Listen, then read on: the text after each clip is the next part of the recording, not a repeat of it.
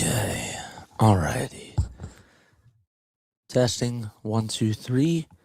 Testing 1, 2, 3. All right. Let's see how this sounds over on the YouTube side.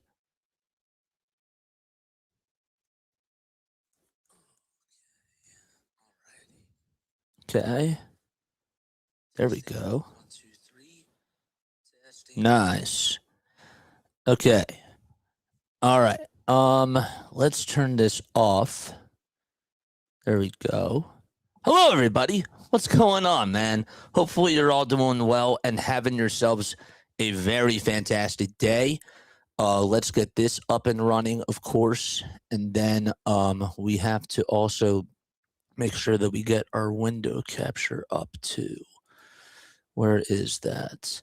Just trying to settle and get everything up and running. Where is the... Let's put this up here. Right? Is it this guy? Where's our scoreboard? There it is. Oh, it's this one. All right. Plus. No, that's not it. Share screen. Good. All right, there we go. Yes. Cool, cool, cool. All right. Now we can just take this off. We'll do that very quickly. Stop. All right, there we go. All right, good. So everything all works. All right, testing. 1, 2, 3, 4, 5, 6, 7, 8, 9. Can you guys hear me down below, chat? If you can hear me and if I sound loud and clear, drop a 1 in the chat. Drop a 1 in the chat if you guys can hear me loud and clear.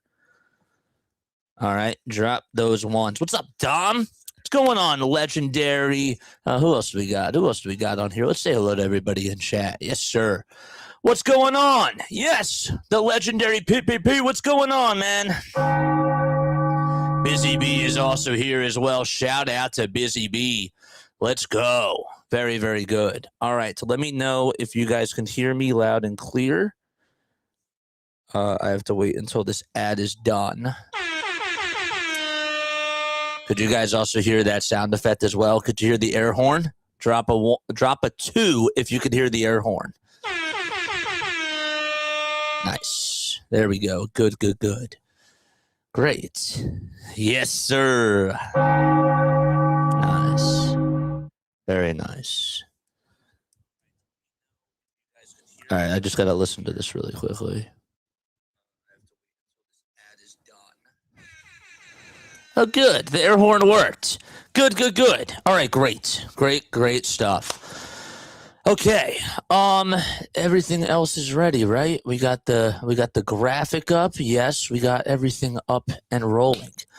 All right, chat. So I'm filling in for RB tonight. I am not Philly Take with RB. My name is Jason Joseph. I go by JJ here on YouTube. I have a channel where I do play-by-play for Phillies baseball. I also do some Sixers games, and I do the Eagles as well. And I've also been calling March Madness, and I've been also I called the World Baseball Classic. We did 23 streams of the World Baseball Classic. It was really insane. It was really wild. But yes, so that's what we do on here. So we got some big news. We got some big news to talk about today, chat. We do. We have a lot to discuss. We have a lot to talk about. And really, where we start is that 2 of the quote-unquote big 3 players are back in action tonight in Paul George and Joel Hans Embiid. I better see those PG and Embiids in the comments section, man. I better see all those gifs, man. All those emotes. I had a brain freeze for a second. I had a brain fart. That's bad. Oh man. So yes, Joel Embiid and also Joel Embiid and Paul George are back in action tonight, and I'm really excited about it. Okay, so this obviously does change a lot of things. Now Nick Nurse has some players to play with, right? You want to try to get Joel Embiid back into a rhythm tonight. Same thing with Paul George. But my question to you, chat, is with 10 games left remaining, is there still enough time for the 76ers to develop chemistry with their big three? That's the question that I have for you tonight. Because heading on into the playoffs, right, we understand that they can't just put it all together. They have to have some sort of consistency. So my question again is there still enough time for Joel, Tyrese, and Paul George to get their chemistry together? And also add in the factor, too, of VJ Edgecombe. I'll be honest, I think that there is time. I think that they can get more reps under their belt. The issue is that what version of these players are we going to get from an individual and from a team perspective standpoint? And how does Nick Nurse adjust? How does Nick Nurse also do when it comes to the lineups and when he maximizes Joel Embiid and Paul George? Because I'm sure that we're going to see minutes where Paul George is going to be taken out and they also get rid of Joel Embiid, and then you're going to see Tyrese Maxey and VJ Edgecombe and then Andre Drummond or whoever, probably Adem Bona, right? And then Oubre coming back into the mix as well. Not tonight, but the bottom line, chat, is that there's a lot of adjustments. There's a lot of things that need to be done in order for the 76ers to go far. But I do feel like that there's enough time. I do. My only concern is health. How healthy is number 21 going to be? You got to get him back up to speed. The one thing that we've seen throughout Joel Embiid's career is that it takes him a little bit of time to ramp up. So I do expect tonight, chat, that this is going to be a slow night for Joel. I don't think that he's going to really – I think he's just going to – you're going to see him running up and down the court, and he's going to look a little bit slow compared to everybody else, and he's just going to have to get up to speed tonight. So I don't necessarily expect him to go off and put up 25 points. I expect more of like a 18 to 20 point version of Joel Embiid tonight. I don't expect him to get a lot of rebounds. Rebounding Joel Embiid is pretty much over. I hate to say it like that, but that's the truth. Paul George, adding him back into this mix with Joel Embiid too, I'm looking at their chemistry. I'm looking at their duo and what they're going to be able to do when they run the pick and roll, right? That's something that I'm looking for as well. So, yeah, let's do this. Let's X out of this really quickly. Okay, there we go. So, yeah, is there still enough time for Joel Embiid, VJ Edgecombe, Paul George, and Tyrese Maxey to build chemistry is the question. And I say yes. I would say yes, that there is still enough time. I don't think, though, and to stay on point here, I don't think that it's going to be as fluid as everybody wants it to be, unfortunately, because now VJ's been getting the ball more. So are you going to sacrifice having VJ put up 12 field goals a game rather than 20? It all depends, right? Like, does Joel Embiid have the hot hand? Does Tyrese Maxey have the hot hand, right? Does Paul George, does he have the hot hand? That's all like what remains to be seen. And Nick Nurse has a tough job in trying to figure out how to get everybody their amount of shots that they deserve to have. And I've been a little bit light on Nick Nurse over the last week or so. But now that Joel and Paul are back tonight, I'm really going to be looking at him again with a critical eye. I am, because it's not like he doesn't have, now he has NBA All-Stars with him. He has all-star level types of players, and he has guys that are in there that can certainly do some damage. And I feel like that now's that tonight is the night where we're going to see a lot of interesting things from Nick Nurse. I hope. Maybe I sound optimistic because I have not been a fan of what Nick Nurse has done over these last couple of seasons. I actually also was talking about this the other day. You know, when I'm watching college basketball, right? I'm watching all these teams run all of these motion types of plays. I see them running around screens. I see them, not only doing the pick and roll and not only dribble handoffs, but I see some misdirection in the offense where the ball goes on the left side of the wing and then there's somebody over on the far corner and you think that he's going to shoot the three, but then the ball gets swung around the timeline and then it just gets pinball downhill. And next thing you know, an inside-outside game and somebody takes a three and they knock it down. I don't necessarily see a lot of that in Nick Nurse's offense. And part of it is because, yes, the players aren't healthy and they haven't been able to get as many reps with them. But even when they have gotten the reps, unfortunately, and this is where I've really criticized Nick Nurse, he doesn't adjust. He doesn't adjust, and he has a game plan that he goes out there with, and he doesn't necessarily do what he has to do. What he has to do, chat, in order for this team to be put into a good position to succeed. So that's my little ramble on Nick Nurse. They just released the starting lineups for tonight's game. We will talk about that in just a little bit. Before I do give it back to you guys and before I do read chat, okay, and the question again is, can Joel Embiid, Tyrese Maxey, Paul George, and VJ Edgecombe develop chemistry before? Actually, wait, is it too late for them to develop good chemistry was really the question. So, oh, man. Last thing that I will say, though, chat, is this. All right, we're looking at the standings right now. I'll actually pull this up. Let me see if I can do that. Let me share my screen and try to pull up the standings right now. All right, share. Good. Okay, so this is the standings right now. Oh, whoops. It's not this page. It's this page. There we go. All right, so here are the standings, chat. You'll see them in just a second. Right now. All right. Let me know if you guys can see this. Okay, it might be a little bit small. Where do I go? There we go. There we go. All right, so it might be a little bit small, but here are the standings, right? Maybe I can zoom in a little bit. I can. Okay, there we go. So right now, we are looking at a 7 seed. Okay, we're tied with Atlanta. We're a game behind Atlanta, and we're a game and a half behind the Raptors.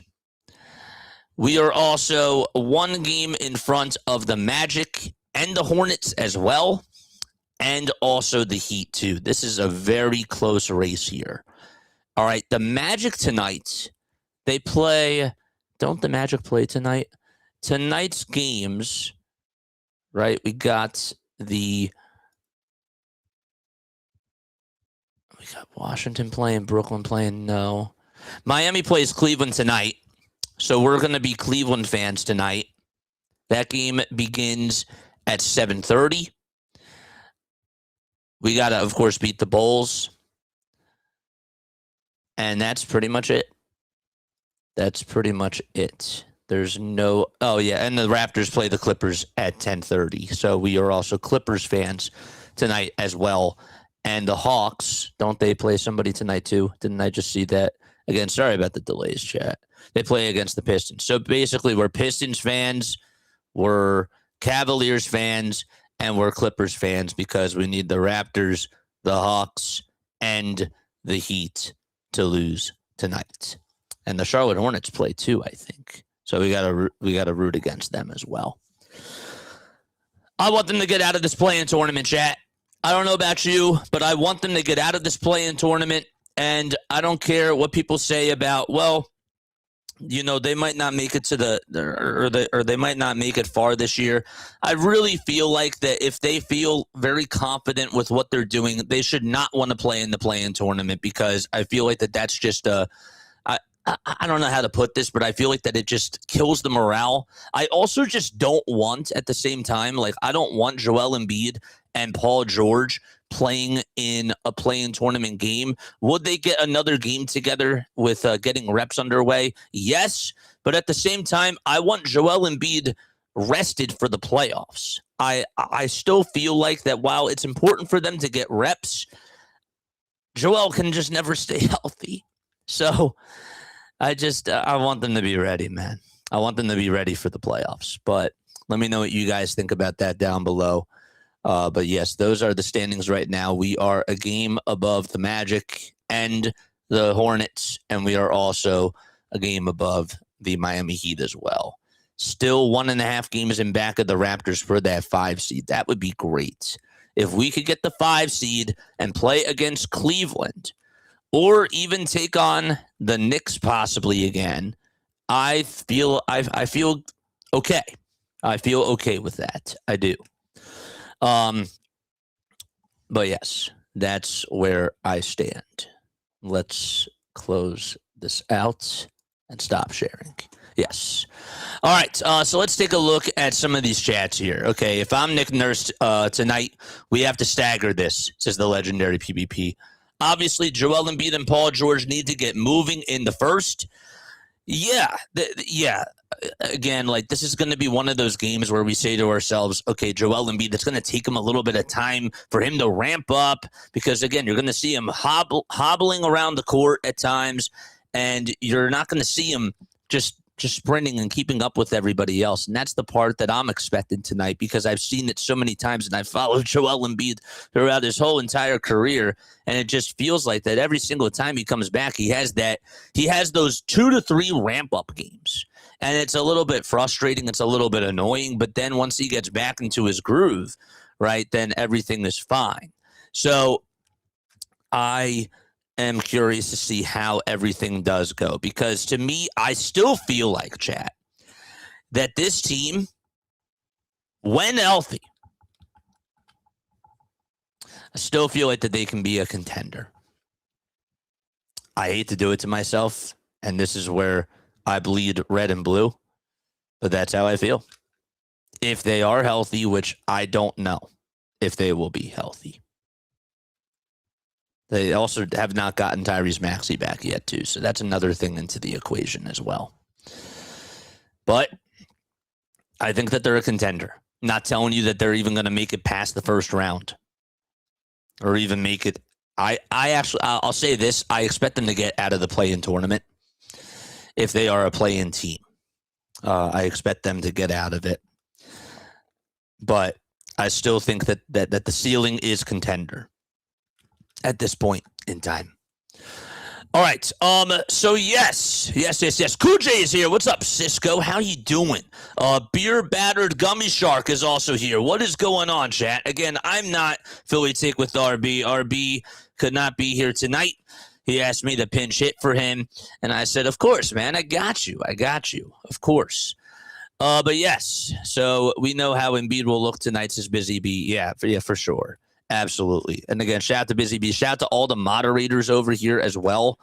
The first quarter is going to start in about 11 minutes or so. So we still have time to talk things over. So I do want to hear what your final score predictions are for tonight's game. All right. Let me know what your final score predictions are for tonight's game down below in the chat.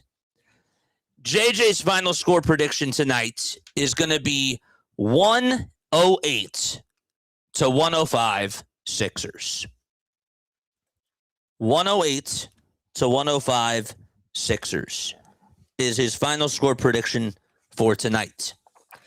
The other thing that I will also add to parlay that with the 108 to 105.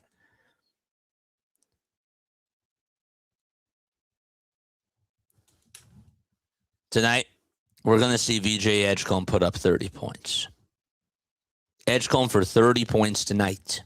That's what I'm going to parlay this with. 108 to 105 Sixers.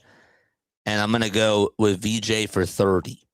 Now, you might think I'm crazy because Joel Embiid and Paul George are going to be taking more shots, right?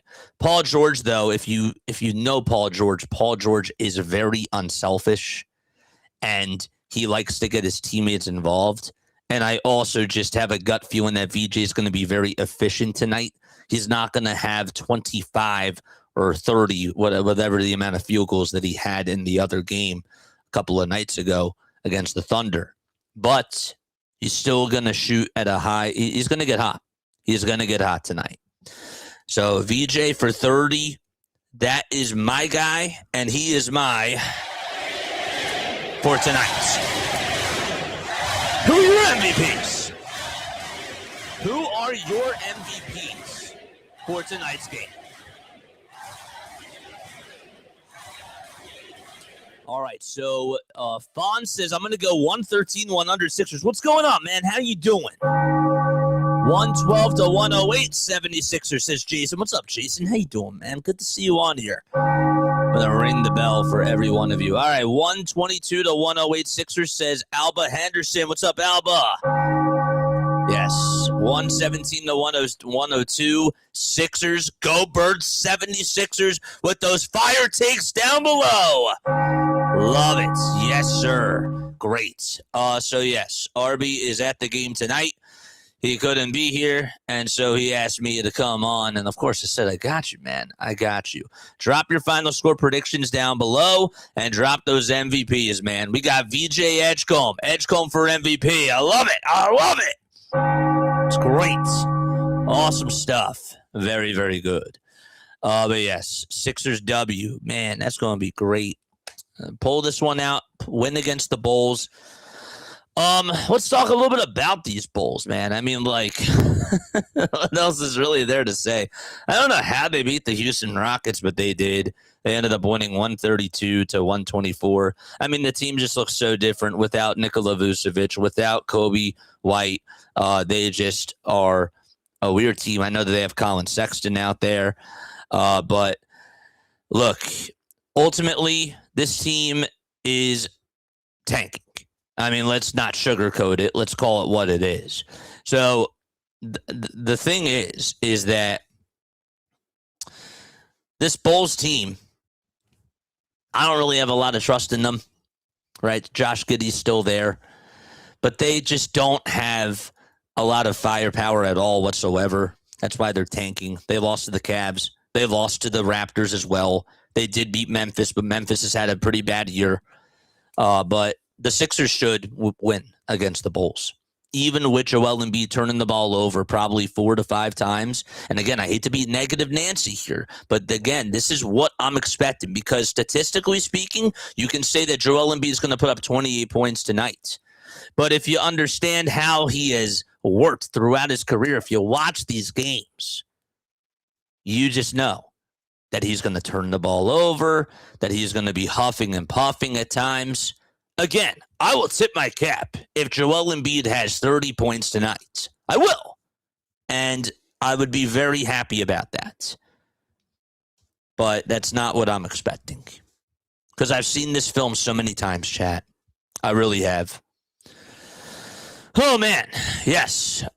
So that's pretty much all that I got. Let's get on into the starting lineups for tonight's game. Yes. All right. So let's get on into the starting lineups for tonight's game. Let's also make sure that we get our screen share back up and running. There we go. Yes. All right, good. Good. And then we can actually zoom on out of this. Yes, we can. Nice. All right, so we'll have to adjust this on the fly. You'll have to let me know if you guys can see what's going on. But here are the starting lineups for tonight's game, chat. Yes, let's go. Oh, I have to take this off. Where is it? There it is. Again, I'm still getting used to this because I'm using something different than what I'm used to. So I got to get rid of this. There we go. Let's go. Time to tip my cap. It ain't time yet, baby. It ain't time yet. But, you know, and I'm a big Joel Embiid fan. I love Joel Embiid. I feel like that the organization, I know that RB has talked about this plenty of times, that the organization overall just has not giving him has not given him what he needs. I cannot speak tonight. Oh, it's terrible. But yes, I'm a huge Joel Embiid fan, and I hope he does well tonight, man. I want to see him back out there on the court, just like you guys do. And RB actually gets to see him tonight, which is really exciting. And also Paul George as well, so that's really exciting too. All right, so the Bulls, they're starting five. They got Josh Giddey out there at the 1, Trey Jones at the 2, Matas Buzelis at the 3, Jalen Smith is at the 4, and Nick Richards is at the 5 position. And for the 76ers, their lineup will look just like this. It'll be VJ Edgecombe at the 1, Quentin Grimes at the 2, Paul George at the 3, Dominic Barlow at the 4, and Joel Embiid at the 5. Something else that I wanted to talk about really quickly, chat, before I actually get on into this game tonight. I want to also say this. So I talked about how Dominic Barlow the other day, how he has really been a shell of himself. And I feel like that part of the reason why is because when Joel and Paul George aren't playing, and even from an offensive perspective, when Tyrese Maxey's not getting that attention, when the double teams aren't coming over to all of their ways, Dominic Barlow's getting more attention downhill.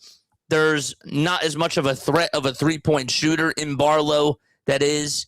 So I really am hoping that with Barlow's game tonight, that his game does get elevated, because I do feel like that it has to be better, right? It has to help that Joel Embiid and Paul George are going to take more of a load off of him when it comes to the defensive side and when it comes to the offensive side too.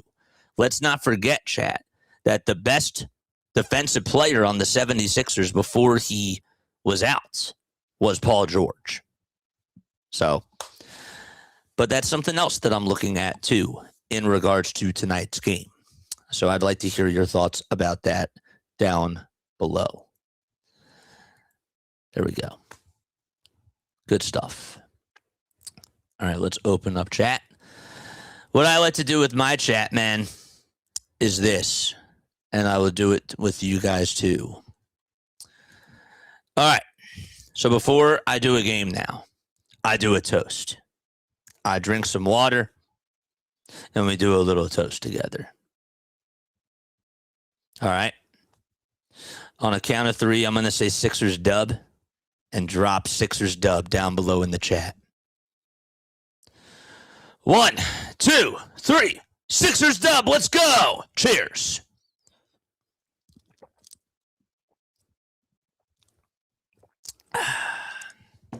Let's go, baby.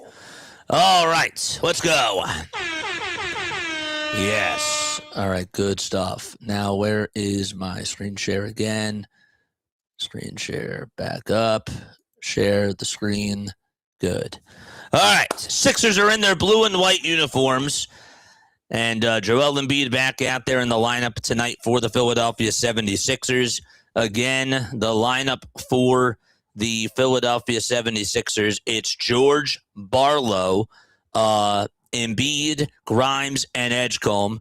We'll get you the box score up and running right now. Hopefully you guys can see this.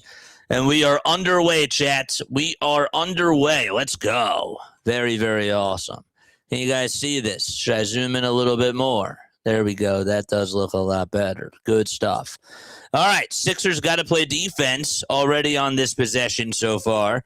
And the ball is going to go on over towards the left side. And here's a shot that's up. It's no good. The Bulls had the ball first. They're in their red and white uniforms. Here's VJ Edgecombe cutting over towards the basket. VJ Edgecombe ends up making the layup on the left side of the baseline. Let's go. That's how you start off the game. VJ gets the first 2 points. Buzelis was going to make a bucket, but he got caught for a travel.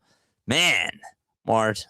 Buzelis able to or wasn't able to get the bucket there. Matas Buzel is 21 years old, drafted by the Bulls as the 11th overall pick by them in 2024.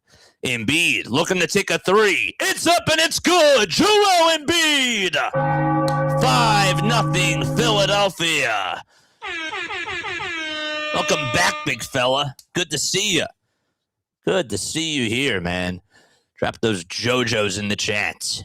Yes, Buzelis looks to hand it off over to Josh Giddey. Giddey's going to hand it off. The shot goes up, and it's blocked. And the Sixers are going to get it back. Grimes looks to go up with the reverse layup inside, and that's no good. Paul George, though, gets a steal, and his three-point shot is no good. This is why they miss Paul George. And just like that, we got a timeout taken by the Chicago Bulls. Billy Donovan wants to call for time. It's a 5-0 Sixers start. Yes, let's go. Dude, that's great. That is awesome, man. I liked that start. They got off to a very good start. VJ Edgecombe going downhill, tricking the defenders right there, and just thinking that he's going to go to his left hand, lay it up and in on the left side. He's like, nah, man. He's like, nah. I'm going to lay it up and in with my right hand, and I'll finish it on the right side of the baseline because I'm just VJ Edgecombe, man. I'm VJ Edgecombe. And then Embiid got a lot of space on that three. It looked like that he got a little screen there. But that was nice. That was very nice to see. And then George with that steal. I mean, the juices are flowing. I can't lie. The juices are flowing so far, chat. They really are. Oh, let's read some more chats. Again, shout you guys out. Let's go. We got TTB says blowout alert. I hope so, man. You have no idea how much I want the 76ers to blow out the Bulls tonight, dude. Let's go. What a start. That's awesome. I don't recall if you were whoops, my bad.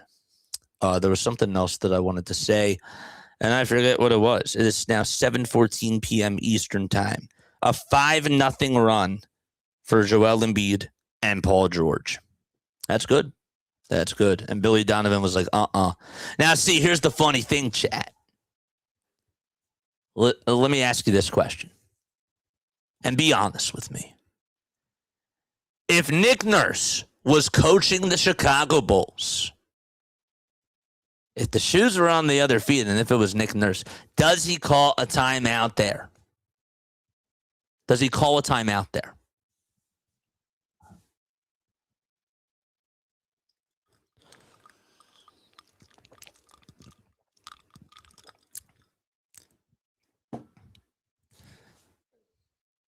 What really bothers me about Nick Nurse is that he kills momentum. He does. He kills momentum.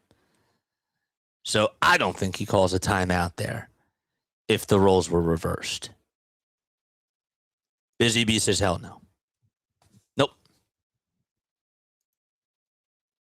Nope. He waits for it to be 13-0. Exactly, chat. And this is one of the problems that I have with the Sixers moving forward is that let's say that they have their guys, all four of their chess pieces back together. The only thing that kind of worries me is if a team goes on a run, how is he going to stop that run? When's he going to call a timeout? That's really a big question that I do have. So. And with that, let's get back to the game. All right, let's get back into the action of things. We did have a foul that was called as there was a 2-point shot by Trey Jones that was up and good. He got the layup to go, and he got fouled. And he'll go to the line for one more. Dom says Nurse is trash. We want Nurse fired expeditiously. I think that we're all on the same page, chat. I do. It's really nice how we can have a realistic conversation on here, whether it's with me and you, whether it's with RB and you guys, or even whoever's on these YouTube streets, because they do an awesome job with their content, you know? And we can have these real combos. The and one is good. And as Joel Embiid got the ball, he turned it on over, and the ball ended up going on out of bounds. Can you guys see this clearly? Let me know, chat.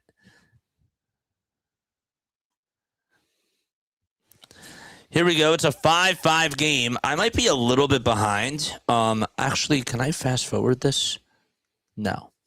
We're a little bit behind today. I don't know why. Here's a 2-point shot that's up, and it's good to make it now 7-5 Philadelphia. So it is a 2-point lead for the Philadelphia 76ers. And the Bulls are going to get a bucket back. That was Josh Giddey, who just pulled up from 9 feet. Here's George on the drive over to the basket. George swings it towards the outside. The ball gets deflected, and it's going to go on out of bounds. And it'll be Sixers ball still. So Giddey has 2. Jones has 3. Richards has not put up a point yet. But for the Sixers, they got Embiid with 5, Edgecombe with 2 so far. It's now 7-7. Here's Embiid over on the low block. He's going to back down his defender, initiate some contact. They didn't call it, but he steps back, and he hits the 2. Got it over on the baseline, a 10-foot fadeaway jump shot for the big fella, Joel Embiid. Giddey for 3. Not that time. Edgecombe corrals his miss.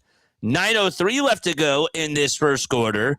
It's a handoff that goes over to Embiid, who's over on the far right side. Embiid looking to work up his defender again.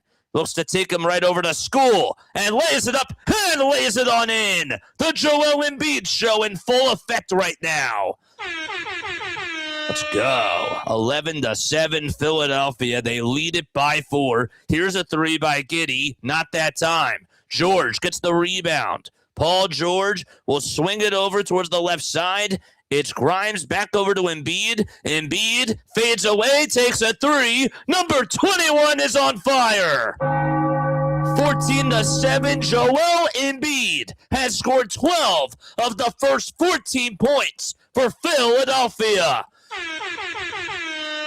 There's a layup on an alley-oop pass that's up, and it's good. It's a 14-9 game. Joel Embiid is 5 for 5 from the field. He's shutting me up, and I love it. It's great. 12 points for Embiid. He's made all 5 of his field goals, and he's looking to pass it over to Grimes. Grimes initiates the contact, and there is a foul on the Chicago Bulls. Okay. So that makes it a 14-9 game. Why does it say 14-14? Are we like that far behind, chat? Are we that far behind? What the heck is going on? Why does it say 14-14? That's really weird. Really odd. Oh, it's 14-9. There we go. Here's another 3 over on the other side. That's up, and that's no good. 7:35 left to go in this first quarter. Buzelis looks to go up with a 2. It's blocked by Barlow, but the Bulls still have possession. Here's a fadeaway 3-pointer by Jalen Smith. It's no good, and George is going to grab the rebound. Okay. Is this better? No. Get tired. So it is a 14-9 game.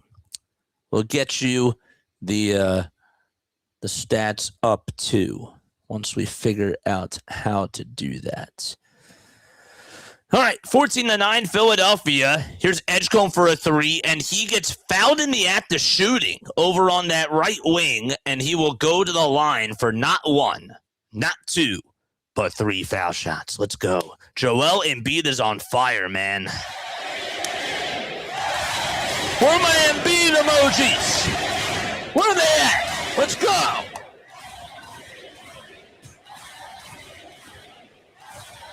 There we go. Karen in the chats. Yes, sir. I'm very encouraged too, Dom. I'm super encouraged. I'm so happy for him. 15-9. as Edgecombe makes the first free throw. The second foul shot, that's up and good as well. Let's go. Love it. The third free throw, Josh Giddey got the rebound, and there's an outlet pass that goes over to Okoro, or Sexton that is. Sexton dribbles it around the timeline, looks to find Josh Giddey, who just is able to put up a runner, and he just is able to get it on in. Sixers didn't guard him that time. I don't know why they give him a lot of space to operate there. 16-11, Philadelphia is up by 5. Here's Embiid again, looking to draw a double team. He's looking to back down his defender, Okoro, and he steps back, tries to take a 2. No, Grimes gets the rebound thanks to Barlow's tip, and Barlow gets it blocked on the other side as Jalen Smith blocks his shot. Buzelis got the rebound. Sexton for 3 on the fast break, and it's good. 16-14, Colin Sexton knocking down his first shot of the game. All right. We got a $2 super chat from Philly for life. Just don't want to see Bede on the ground too much. I understand you, man. I totally get it. I totally get it. But, dude, thanks so much for the $2 super chats. There's a step-back fadeaway 3 for the Bulls, and that's up and no good. Barlow gets the rebound. Edgecombe is going to hand it off over to Grimes. George now goes down Broadway. And he's going to swing it around the timeline. Embiid, another 3. He's on fire.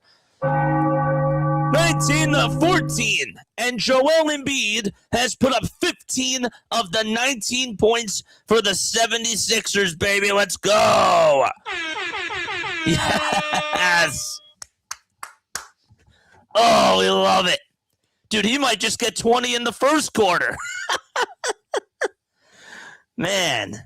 He might just get 20 in the first quarter, chat. Holy smokes. Let's go. Oh, man. They're doing this to me again, guys. I'm trying not to get overexcited.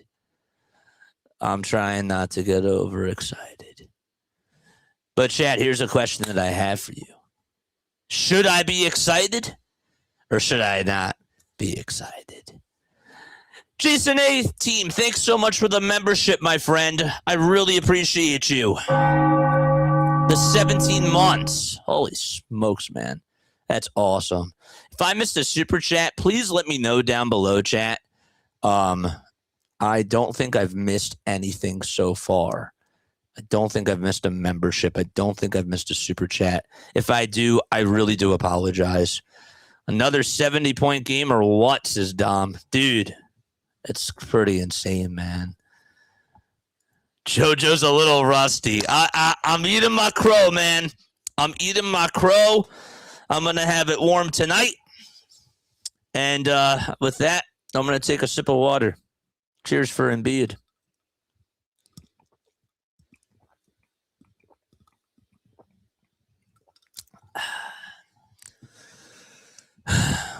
What type of mental gymnastics would it take to not be excited? I don't want to go down there. Low Tapper Fade just received a membership. Philly for life with the gifted membership. Love it. Absolutely love it. All right. So we're ready to get back into the swing of things as the Sixers lead at 19-14 against the Chicago Bulls. By the way, chat, these are the box score stats so far. Paul George has not scored a point. This is Joel Embiid, who has 15 of the 19 points for the 76ers. He is just unbelievable tonight. He's been great. He's made all 3 of his threes. He just has the Midas touch. So these are the box score stats for tonight's game. I just wanted you guys to see them. Okay. So that is what's going on. Folks, I'm not RB. I'm JJ. I go by JJ on here. My name is really Jason Joseph, and I do play-by-plays as well. All right, but let's get back to the game, right?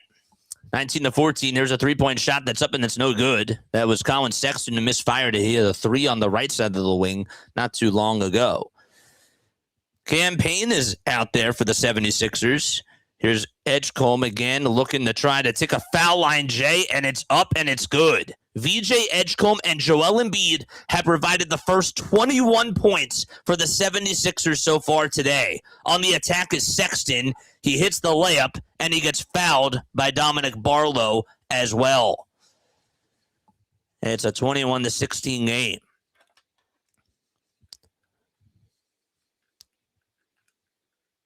That really wasn't a foul there, ref. Oh, come on. That wasn't a foul. The free throw by Sexton is up and it's good. Chat, what do you guys think? If you saw the game there, was that a foul? Let me know down below. Maybe technically speaking it was. 21-17, Philadelphia up by 4. Here's Embiid again over at the foul line, working his way against his defender, puts up a fadeaway jumper again, and that is no good. No good there. We got a $5 super chat from Caleb Daniels. What's going on? Thoughts on Shelvin Mack? Honestly, I'm not as educated on Shelvin Mack. I'm really not. 21-17, don't make fun of me, man. But thanks so much for the $5 super chat. There we go. 21-17, 4 minutes and 40 seconds left to go in the first quarter. Thank you so much for the $5 super chat, man.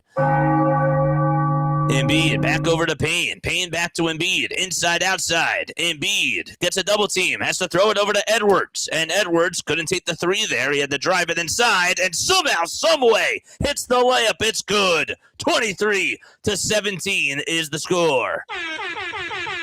6-point lead for the 76ers. 4:15 left to go here in the first quarter. Here's a layup that's up and that's no good by Sexton.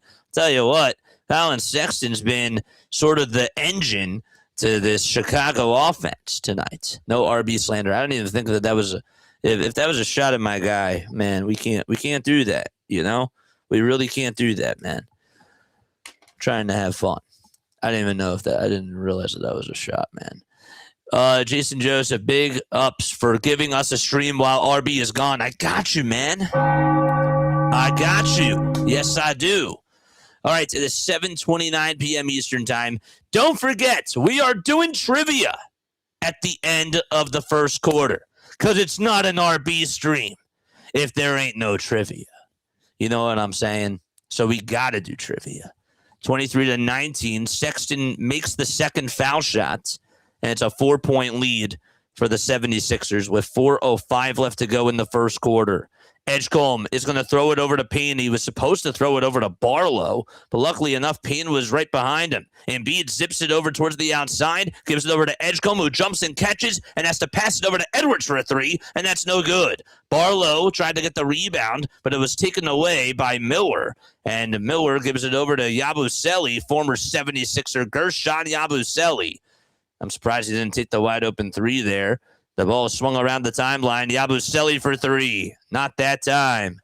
Edgecombe corrals his miss. VJ Edgecombe with 6 points and 2 rebounds in this game. Good ball movement by Philadelphia. Embiid, runners up. No. Barlow, offensive rebound. Edwards on the second try. Got it. Bullseye. 26-19. Man, just watching the offense out there, it just looks so different when you just see Joel Embiid and the gravity that he provides. It's like a whole new team.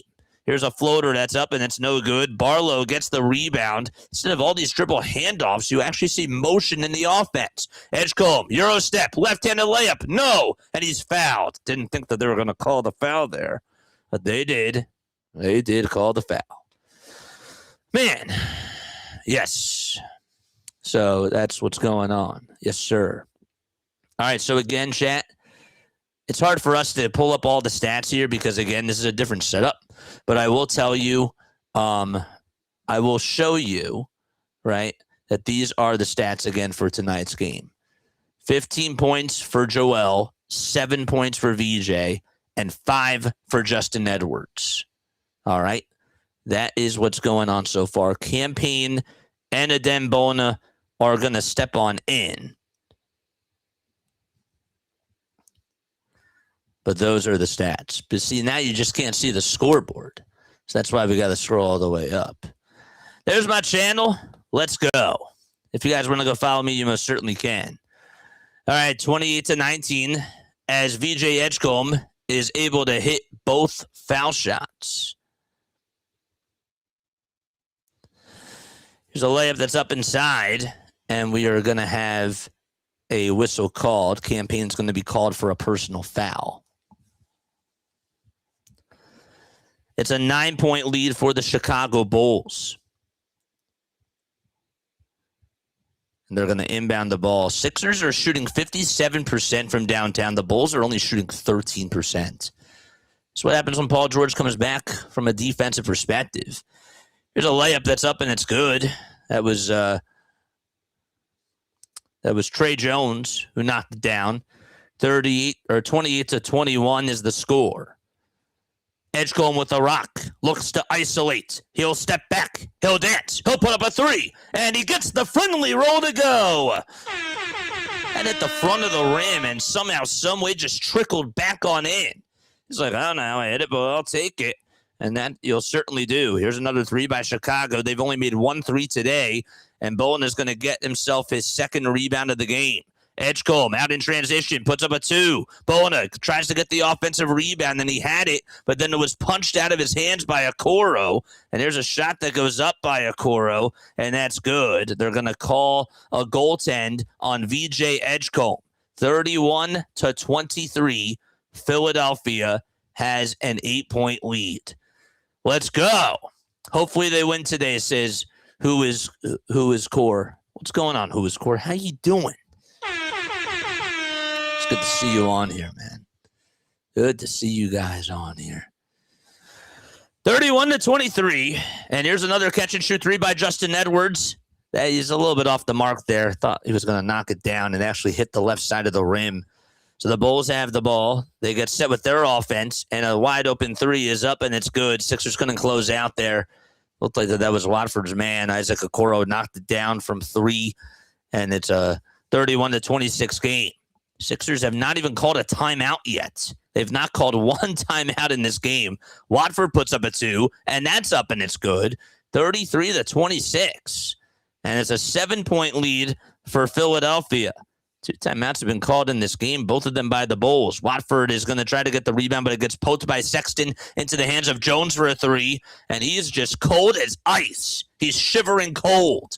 Payne down the lane over to Watford. Watford zips it to the outside. Payne with his 3. He puts it up and puts it in. 36-26. The Philadelphia 76ers are shooting the lights out in this game. Here's a shot on the other side. Denied by Bona. And Payne gets it out in transition again. Hands it off to Watford, who hesitates for a second, takes a 3, and Bona is going to get fouled on the push-off that was down below. And they will say that the foul was called. I'll have to wait a second. It's on Trey Jones. Pushed him right to the ground.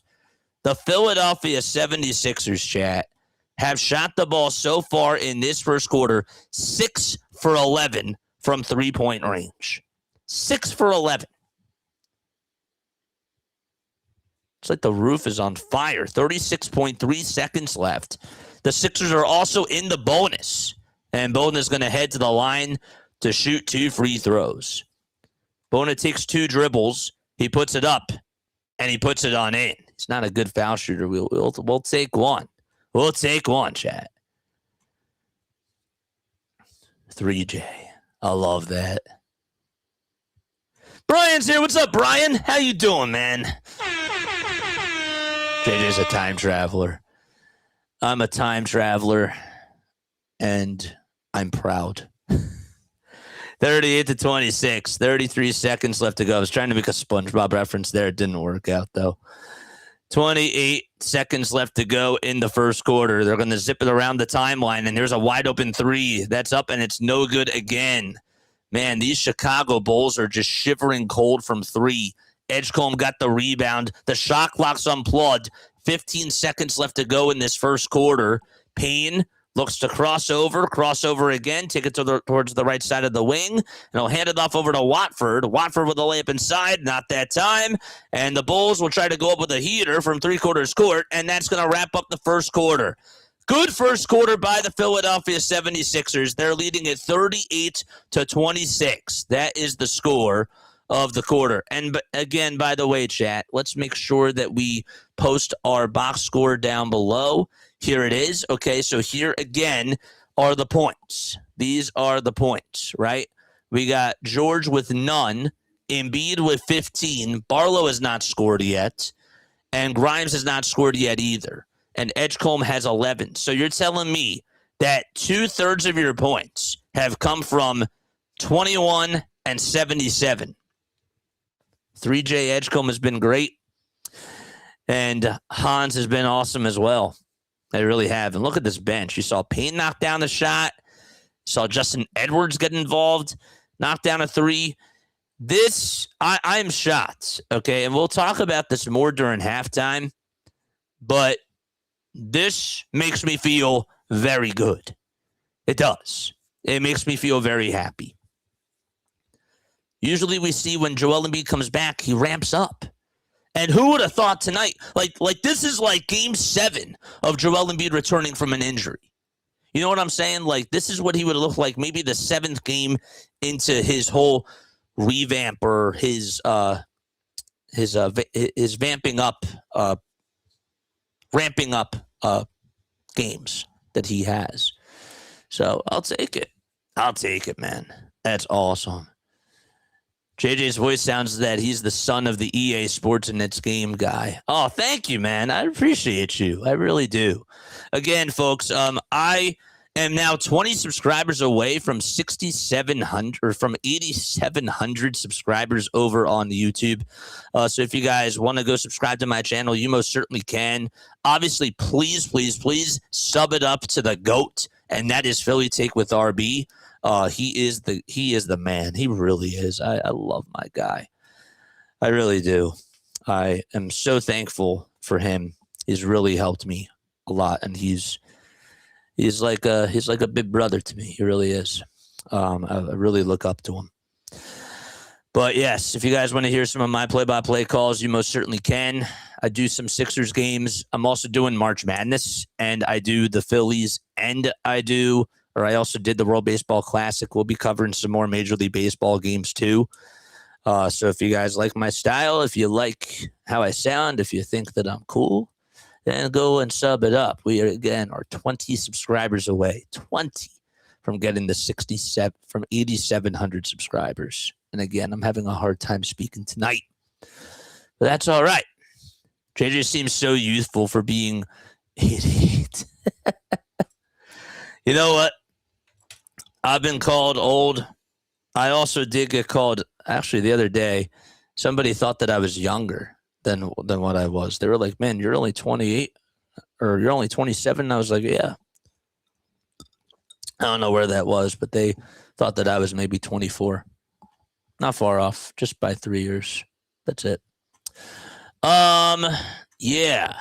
Let's share the screen again. Why is this like so hard for me to do? I can't understand why. Sixers now at 40 points. So they start off the second quarter with their first 2. It's from Paul George, and he ends up getting the layup to go. 40-26. The Bulls now have it. There's 5 seconds left on the shot clock. They're going to give it over to Giddey. Giddey will swing it towards the outside, and the ball's going to go on out of bounds. Last touch by the Sixers. 9/10 of a second left to go in on the shot clock. That is 40-26. And here's going to be the inbound pass, and a catch-and-shoot 3 is up, and it's off the mark, and it'll be rebounded by Watford. That was actually a really good rebound because he was on the baseline, and he was on 1 foot and could have stepped on out of bounds, so he had to be really quick there. Watford thought that he was fouled. There was a lot of contact, but he missed the 2, and it's a 9-0 run by Philadelphia. Bolden's going to stick his hand in the cookie jar, try to get the steal, but the Bulls are going to get it back. Another 3 is up, and it's no good. Grimes over to George. George tipped it. And then he got control of the ball. He puts up a 3 on a catch-and-shoot opportunity, and it's no good. Hit the front of the rim, then hit the side of the rim, and just hit no rim at all. 40-26. And here's a shot. Is coming from the whatchamacallit? Was it coming from the screen share? That's really odd. That's so weird. Was it coming from the screen share? I don't know what the heck was going on. Yeah, I'm looking at chat now. Thanks so much. Finally, says Busy Bee. All right. Well, that sucks. I don't know what the heck. It was coming from the source. I had it muted. So, like, what the heck? That's really weird. Sorry about that, chat. That's really odd. All right, let me do it on this one. I will make sure everything was muted on that. I guess I just won't use Chrome. I'll use this instead. That sucked. I apologize about that. Really weird. All right, let's do a screen share for this. Nope, that's not. I don't want to do Chrome. We'll do a screen share for... Can we do a screen share for this? Share. There we go. All right. This will definitely be muted. Okay. 47-33. The other one said that it was muted. Is it now fine? Is it good? AI signing autographs. That's so weird. You guys can't hear anything, right? No, I hear you. 47-33. That sucked. I don't know why that happened. Quentin Grimes is going to have the ball, and he's going to zip it all the way over to Joel Embiid. Embiid goes downhill over to Paul George, and George is going to hand it off over to Barlow, and that's up and good. Dude, that probably sounded so bad for your ears. I apologize. And again, there was nothing I could do, except maybe just look at chat a little bit sooner. But, you know, it is what it is. 49-33. It's a little bit tough, though. George back over to Embiid. Embiid over to George, who's over at the foul line. 10 seconds left on the shot clock here, and here's a step-back fadeaway jumper. That's no good. Offensive rebound by the Sixers. Grimes for three this time. No, George gets the rebound, and the ball gets poked loose, and it'll be Barlow who comes up with it, and Embiid looks to take a shot. Are they going to say that it was a foul in the act of shooting? Or was it on the floor? It's Embiid's going to go to the line. I believe this is going to be 3 foul shots here. Rob Dillingham got called for a shooting foul. Tom says that was so funny. Dude, that sucks. We all just told our age with that music. Oh, man. That's so weird. Like, I had the whole thing muted. Whatever. I'm done. I'm over it. 15 points for Embiid. Makes the first free throw. He is going to the line for 3 foul shots. All right, Joe. Okay, Joe.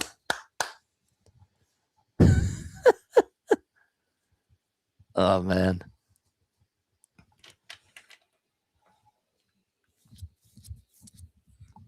The weird part is that, like, on... Oh, I could have just muted that down. Could have just done that. I didn't think about that either. Okay. 50-33 is the score with 5 minutes and 36 seconds left to go.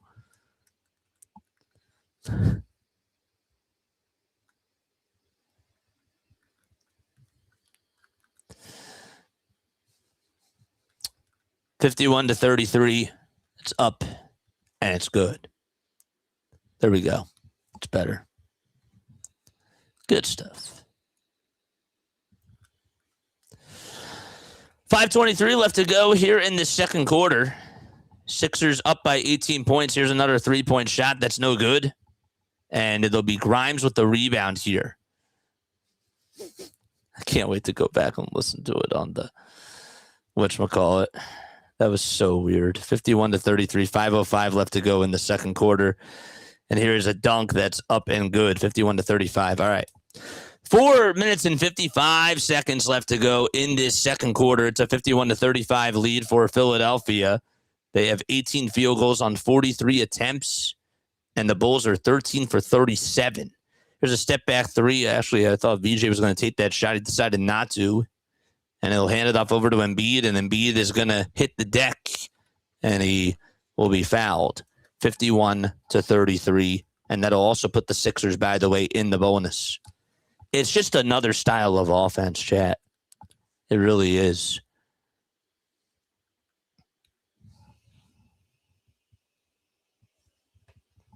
Just going to turn that down. Just in case you guys heard noises. Because now I'm getting paranoid. The foul shot is up and it's good. It's a 52-35 game. Philadelphia is up by 17.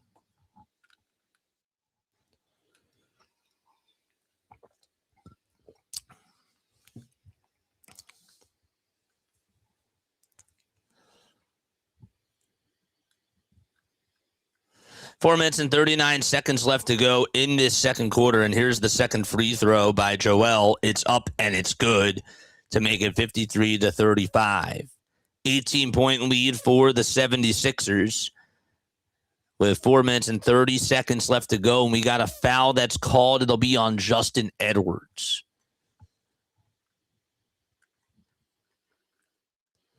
Good.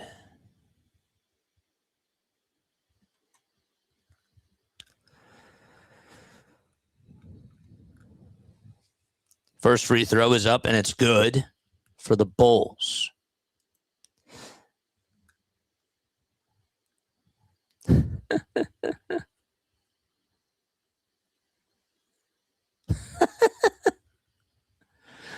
Y'all are funny, man.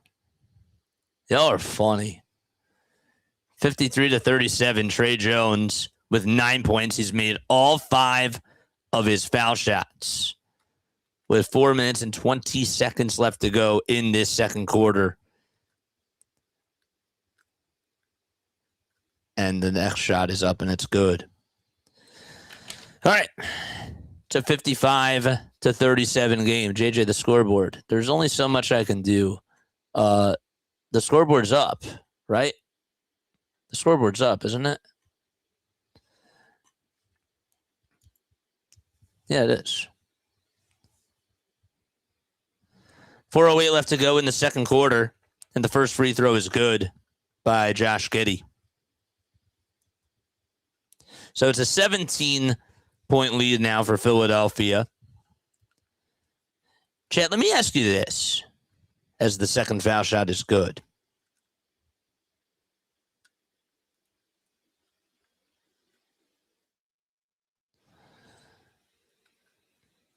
Can the Sixers go far in the playoffs with Paul George as a third option? Or does he have to be a fourth? That's really my question. Is Paul George a number 3 or is he a number 4? That's the better question there.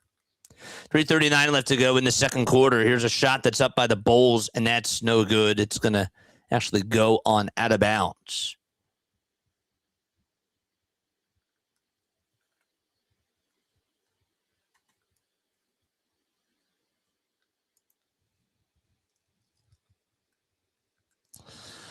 (55-39). Here's a catch and shoot 3 on the other side by Philadelphia. That's up, and that is good. And that'll make it 58-39 as they lead it by 19. James goes downhill, looks to give it up over towards the outside. Giddey for 3. No. And it'll be rebounded by VJ Edgecombe. 3 minutes left to go in this second quarter. Edgecombe gives it over to Embiid, and Embiid is going to get fouled with 2:59 left to go in this second quarter.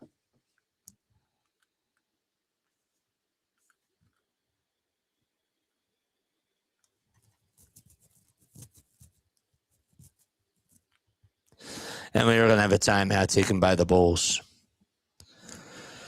Oh, man. 57-39, 76ers. Joel stays on the floor. It's all about health. Yeah, okay. I mean, like, chat, you have to... So, this is how I've always imagined it, okay? Hear me out really quickly. Offensively, your 1 through 4 options are Tyrese Maxey is the number 1. Joel Embiid is the number 2. VJ is number 3. And Paul George is the number 4 scoring option. That's how it should be.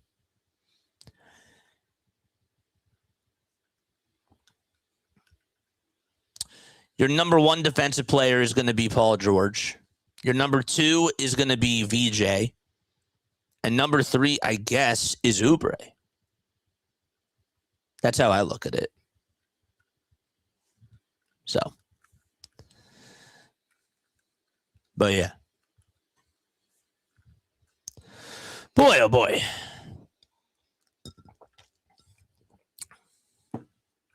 Yeah. Remember he has been injured most of the season. He brings experience and a threat. That's true too. That is true too, man. That is certainly true. Man, how are the Hawks looking? The Hawks are winning. That's not good. We need the Hawks to lose. We need the Hawks to lose against those Pistons, man. They're up 56-39. Raptors play tonight. And how are the Heat doing? The Heat are up by 4. So this is the standings again for the 76ers, all right? So right now the Sixers are a play-in team. If the regular season ended today, there's only 10 games left, 9 after this. Crazy. So they are a game above the Magic, the Hornets, and the Heat. And they are a game in back of the Hawks and a game and a half in back of the Raptors. So essentially, Raptors have to lose, right? Hawks have to lose, and it doesn't look good so far. And then the Heat have to lose today. Those are all the teams that are playing.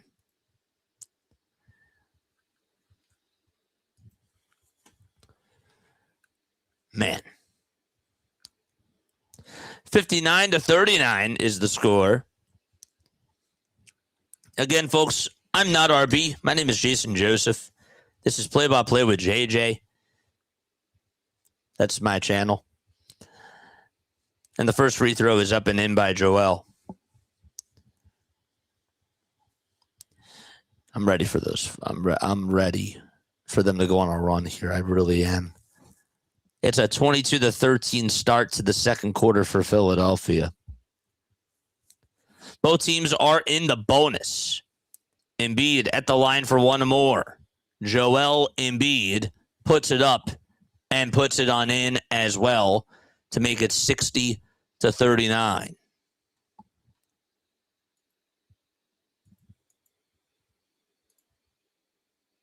There we go. It's better.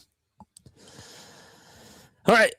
Sixers going to dribble this one over towards the perimeter. They're going to pass it around the timeline. Grimes is going to lay it up and lay it on in. And the Sixers, that'll increase their lead to 23. 2 minutes and 25 seconds left to go in this second quarter. And here's a catch and shoot three on the other side. It's up and it's good by Matas Buzelis. This guy finally gets his first bucket of the game. Averaging 16.2 points per game this season, along with 5.6 rebounds. Sixers are going to pass it around the timeline again. Barlow tries to go downhill. His shot's up, and he's fouled by Josh Giddey. And he will look to try to get 2 more points at the line. Yeah, the Hornets are not on tonight. Hornets are not on tonight. Man.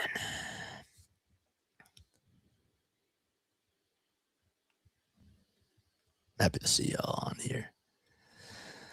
Appreciate you. The free throw is up and it's good. And that'll make it 63-42. Is AI in the building? He is. Damn. What's up, AI? Not like you can hear me all the way from South Jersey. But what's going on? How you doing? 63-42. Philadelphia is up by 21 with 1:45 left to go in the second quarter. Smash that like button and hit that subscribe button, chat. Here's a three. That's no good. It'll be Edgecombe who grabs the rebound. Barlow's on his right side. Edgecombe's like, I'm going to take a three, and I'm going to nail it from the left side of the wing as well. 66-42. Here's another three-point shot by the Bulls, and that, I believe, is just their fourth three. That's their fifth three that they've knocked down today. They are 5 for 24, which is only good enough for 41% from beyond the arc. George with a fadeaway jump shot. That's up, and that's no good. 66-45 with 1 minute left to go in this second quarter, and we have another foul called. Man, let's go. Like and sub, hit that thumbs up button, subscribe to the channel. Subscribe to Philly Take with RB.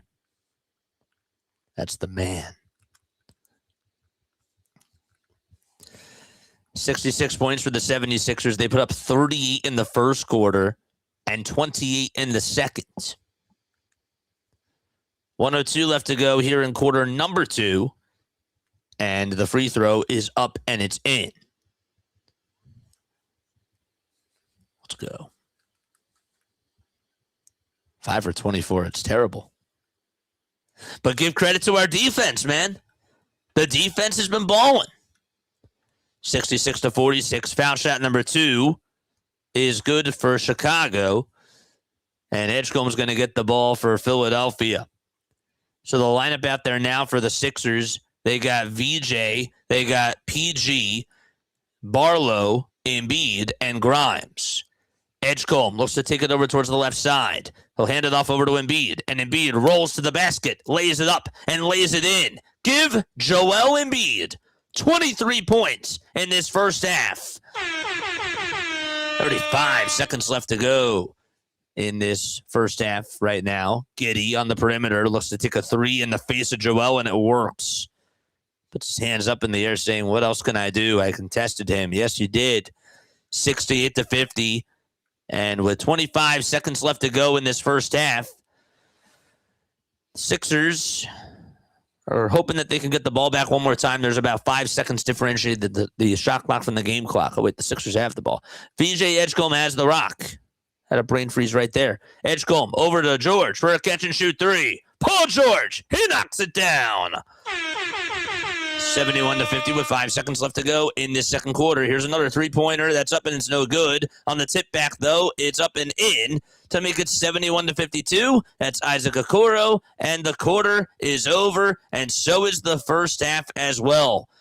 Joel Embiid has 23 points in the first half, and Edgecombe finishes the first half with 14 points. Both of them combined 11 for 15.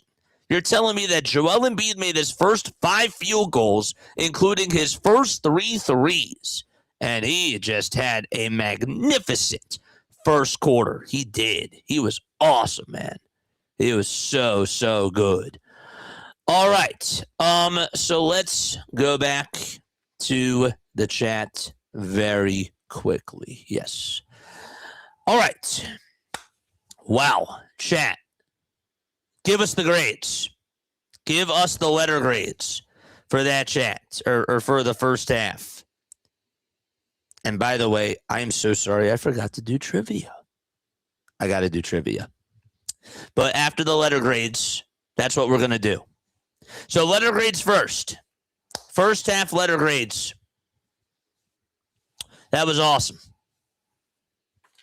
What am I going to see as far as letter grades go for the first half?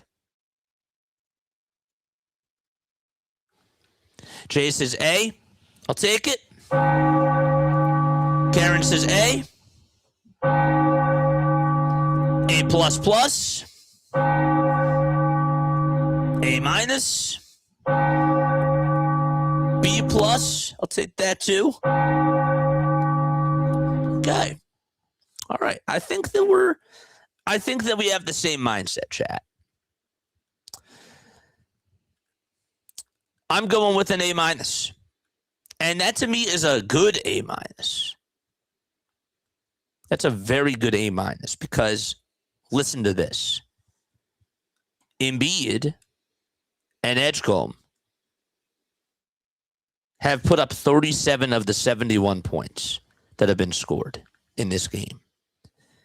My takeaway is, you know what, chat? Like I'm gonna put this up, okay? I'm gonna put this up right now And I want you guys to see this for yourselves. Okay? Look at this bench scoring. Look at the bench scoring right here. I see 4 points for Trendon Watford. Whoops. Can you guys see this? No. How come this one is not? Is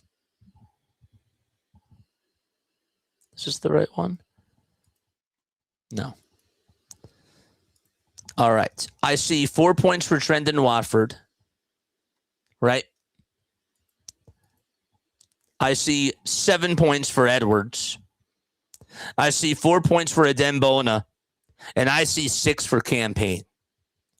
When was the last time, chat? When was the last time that we actually saw the bench put up a total of 21 points as a team in the first half? It's been a while. We have not gotten good bench production in quite a little bit of time. And it's actually really nice to see today. Now, here's something that I wonder, and I want to ask you guys this, okay? And I feel like that this is a good question. Do you think that with Adembona getting more minutes when Joel was out and when Paul George was out, plus Campaign getting minutes when Maxi's out, and Justin Edwards getting more minutes when Kelly Oubre and Paul George have been out, do you think that that helped them? Because in my opinion, looking at this from another perspective, in some ways, maybe them getting more playing time was a blessing in disguise for them. Because their feet were so cold before, because everybody was getting stacked minutes. Embiid plays 30. Paul George plays at least 30, right? Sometimes he'll play 35, 38. Maxey plays 40. So how did those minutes get distributed? These guys get more playing time. And I really wonder if them getting that playing time has helped them while they've been off the bench. For sure, says Philly Shot. It helped them. You got to get into a groove. I agree. But also, here's the other angle to this, chat. Joel Embiid, and I kept this stat in my head. I don't necessarily remember how many specific times he actually did get double teamed, but from what I could see, I saw that he was getting double teamed a lot after he made the third three. After he made the third three, he started to get double teamed on possessions. And see, that right there also opens up the floor for other people to shoot the ball. He has to be healthy. It's so frustrating. We all know how frustrating it is. But man, we ride or die with this guy. I don't want to see him winning anywhere else. I don't. I talk about on my Philly streams how much I want Bryce Harper to win a World Series. I want it so badly for Bryce. When I was at the Eagles parade last year, the first thing that came across my mind as Jalen Hurts is going on by on Broad Street is I want Joel Embiid to see this. I want him to experience this. I want Bryce Harper to experience this. And whether it's going to happen or not, I can still hope and I can still pray. Because they deserve that. Think about the story of just Joel Embiid's basketball career. He says that his life is like a movie. You think about him losing his brother. You think about him like literally dribbling a basketball when he was a teenager. He didn't pick it up at a young age. and you just think about all the injuries that he's gone through. I mean, my goodness. I'm not trying to get ahead of myself here, but when you put Joel Embiid, his whole career and his whole life in totality, you just want him to win. You really do. And, man, I want him to get to that finish line. So, I do. All right. With that, let's do trivia. Let's do some trivia, chat. All right. I'm going to ask you a trivia question, okay? And if you get it right, you'll hear this. If you get it wrong, you'll hear this. All right. So here is my trivia question for you guys tonight. There's actually a part A and a part B to this. Because, again, it's not a Philly Take with RB stream without trivia. All right. Here's the trivia question. How many Sixers players have averaged 20-plus points per game with just the Sixers? With just the Sixers. How many Sixers players have averaged 20-plus points per game with just the 76ers? How many? Processed cheese. Drop the spot, JJ. Let's go. Let's go, man. Embiid deserves a championship win, but win or lose, yeah. I hear you, man. All right, we got 6. Nope, not 6. Not 10. Not 4. Not 14. Not 8. Not 7. Man, we're breaking, man. Come on, we gotta hit one. We gotta hit one. Not 18. Nope. Not 9. Not 9. Man, y'all are firing away. But all of these are incorrect. 10. You're pretty close. You're close to 10. Okay, you're close to 10. 22. No. What's up, Tyler? How you doing, man? What's going on? We're close. 12. No. Not 12. It's definitely not 12. 23. Nope. Man, it's so close to 12. It's so close to 12. 11. Yes, 11. There have been 11 Sixers players who have averaged 20-plus points per game with the 76ers. So guess what part 2 of the question is going to be? Can you name one of them? Let's see if we can get them all. All right. 11 is correct. Yes. There have been 11 players that have averaged 20-plus points per game with the 76ers. All right, let's get them. Come on, chat. Fire away. Let's go. Let's get these. I finally got something right. This Art of House. Yes, you did. Let's go. This is the part B. All right, Iverson. Yes, Iverson's number 1. Embiid, he's number 2. Barkley is number 4. Let's go. Maxey is number 7. That is all correct. AI, Maxey.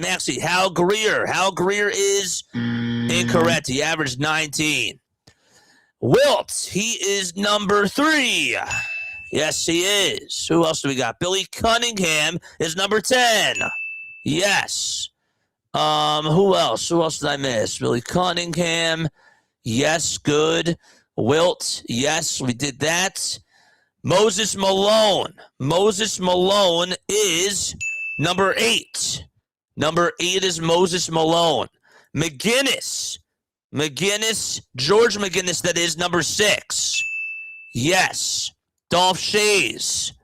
Incorrect. Kyle Korver. Incorrect. Dr. J. That's a big one. Yeah, he's number 5. So we're missing 2 more. 2 more. We got 1 through 10. We got 1 to 8 and 10. We need 2 more. We need number 9 and number 11. Barkley. We said Barkley. So now there's 2 more. These are ones that are a little bit tougher. Harden. He's number 9. Harden averaged 21 points per game. Mo Cheeks. No. Nope. We need 1 more. Number 11 is a throwback player. He is a throwback player. Harden was good. Andre and Lou. Nope. It did not. This is a throwback one. Dawkins. Nope. World Free. Nope. So we got the first 10, but we need the 11th one. Butler. Nope. It's a throwback player. Throwback guy. Aaron McKee. Not correct. Nope.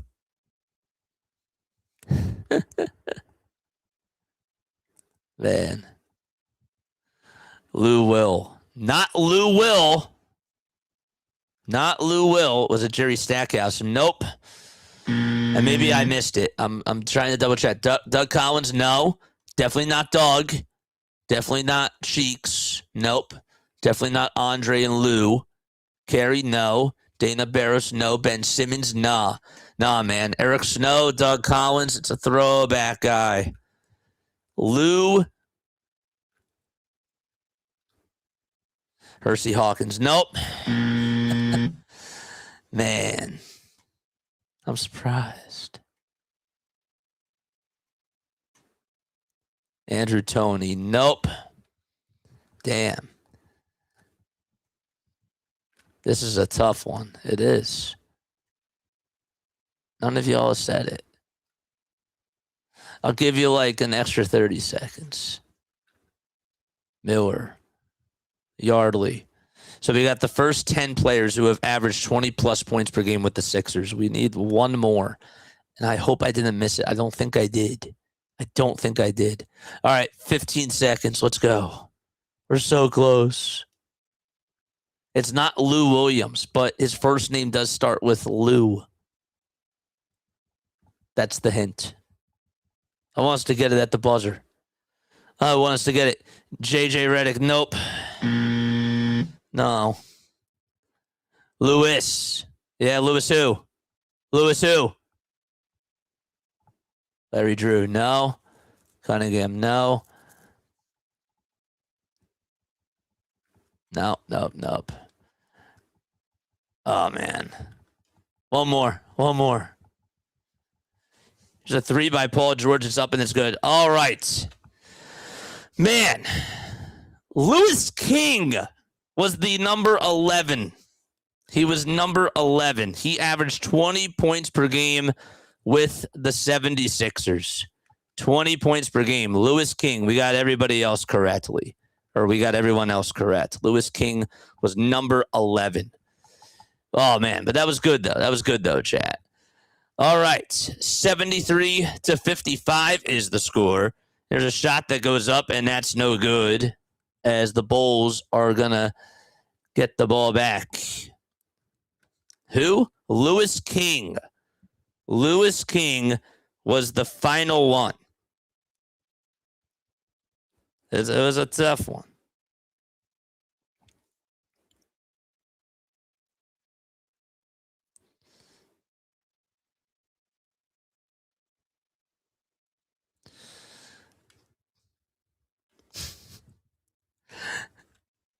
And you know what? Technically speaking, he shouldn't count now that I see it. Because the man literally played with the 76ers in 2022 and 2023. And I think he only played one game. That shouldn't count. You guys did it. I should have looked into that. That was my bad, Chad. That was totally my bad. I don't know why they counted it, but that is unbelievable. All right, 78-58.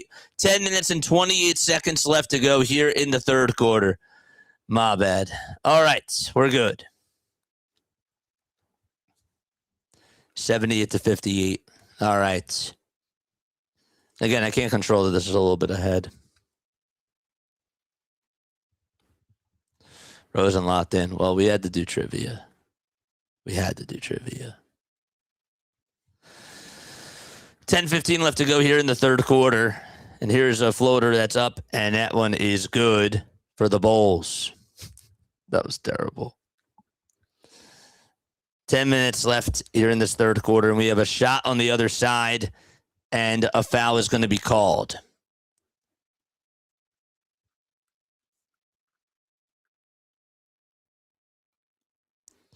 Don't forget to like. Don't forget to subscribe. Barlow's going to go to the line to shoot 2 free throws.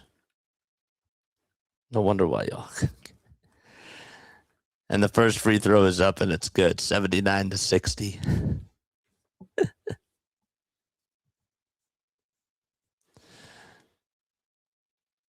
So the first foul shot's good. The Bulls are going to take a timeout here. And the Sixers and the Bulls will be right back. I can't, chat. I can't. Who the heck is that? Yeah, you only played like one game with us, Lewis King. Now I remember Lewis King because I remember he was in the G League. But I was looking at a trivia question today, and I'm like looking at all the players that have averaged 20 plus points, but I didn't notice because they usually like NBA reference doesn't like put, they'll say like a game limit, like you had to have played like 50 points or 50 games or 500 games or like whatever the case was. But yes. All right. Let's go. Oh, man. 79-60. Philadelphia is up by 19 points with 10:03 left to go in the third quarter. The Bulls only have 3 timeouts left. They have 3 timeouts left. They just took a timeout now.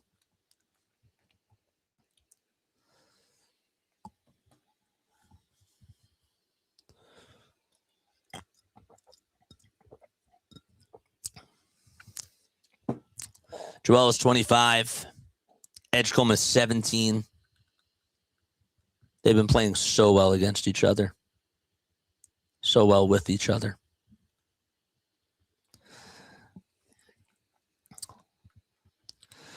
Man.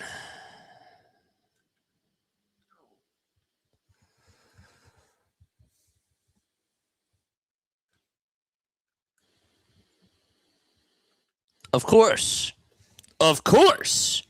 Absolutely. RB's the GOAT. Love my guy. Folks, if you are new to the channel, please make sure that you subscribe to Philly Take with RB. Really, just do me a solid. I want this guy to get up to 100K. I do. I want this guy to get up to 100K. I really do. He's been working his butt off for this, man. He's been putting in the grunt work. Some of these games, really tough to call, especially over these last couple of weeks. He's been really grinding for you guys. He really has. I want him to get there so badly. So please, if you are new to the channel, I know I'm not RB, but trust me when I tell you, he's been in the game for a while and he's been grinding. He's been working so hard for this. Please, please, please make sure that you subscribe to RB because that's exactly what you should do. All right. Let's go back to the screen share. Yes. All right. 80-60 is the score.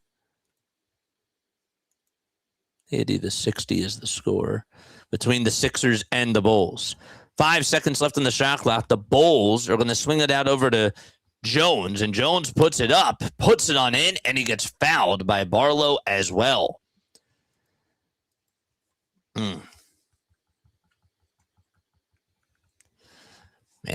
80-63. And Jones is actually going to go to the line for the old-fashioned three-point play. He has 12 points. Giddey has 16. Okoro has 13. And the foul shot is good. That'll make it 80-63 with 9 minutes and 35 seconds left to go here in this third quarter. Barlow will give it over to Embiid over on the baseline. He's going to swing it out over to Edgecombe, who's left wide open for a tray, and VJ Edgecombe makes it look so easy. 3J Edgecombe. 9:18 left to go in the third quarter. And give VJ another bucket. How many points does he have now? 20 in this game? There's another shot on the other side, and that's going to be up and good by Patrick Williams. Edgecombe is 20. Embiid is 25.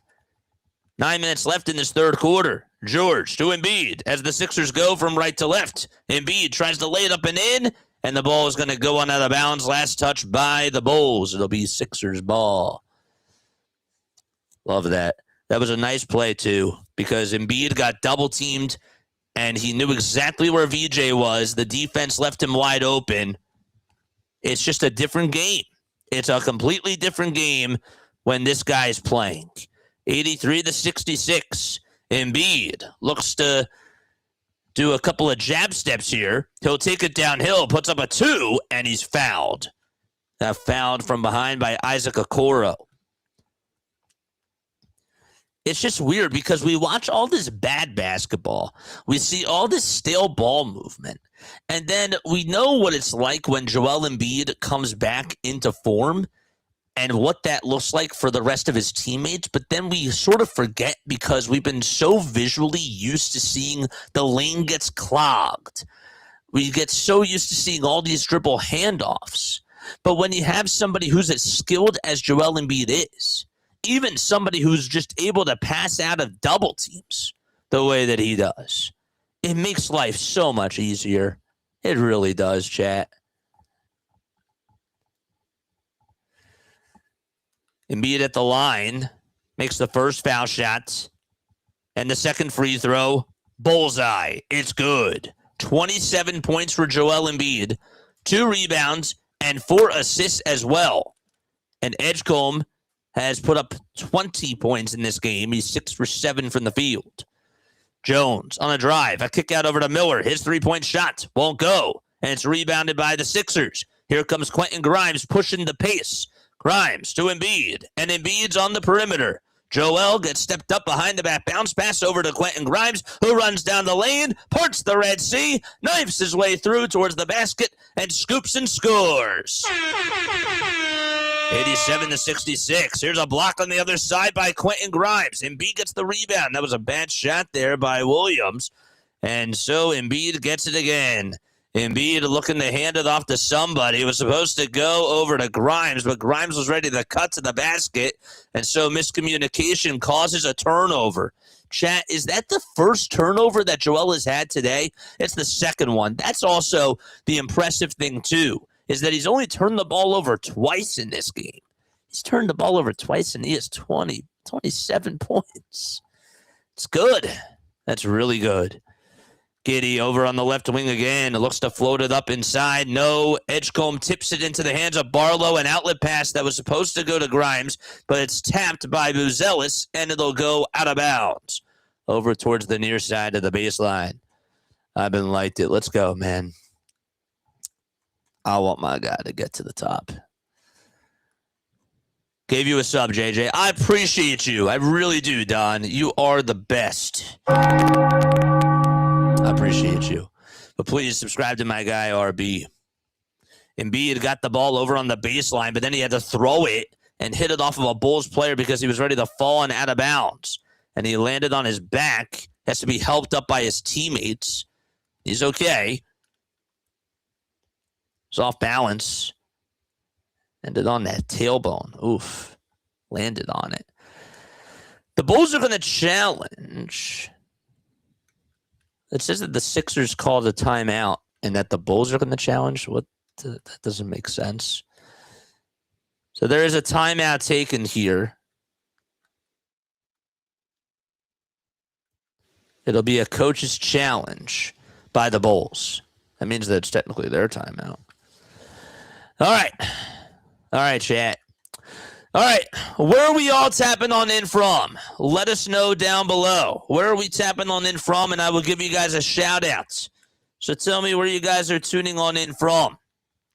All right, where are we tuning on in from?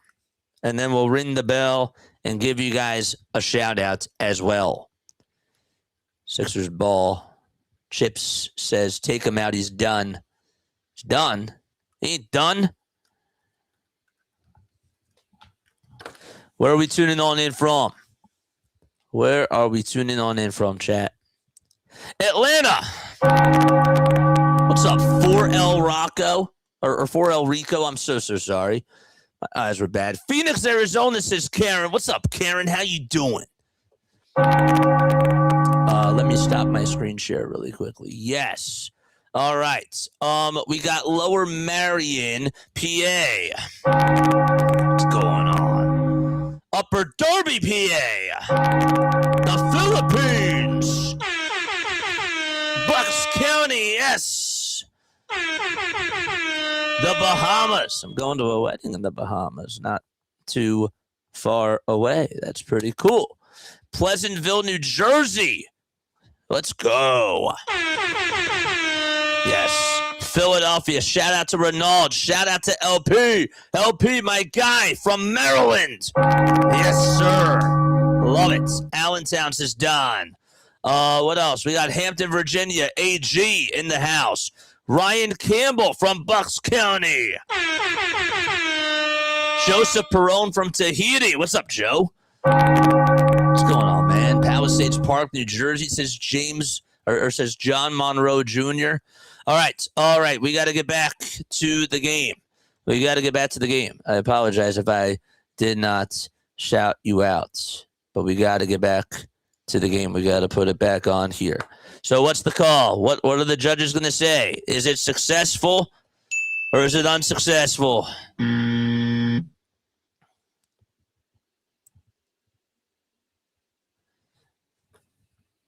So what, the Sixers challenged it? They said that Joel Embiid touched it last?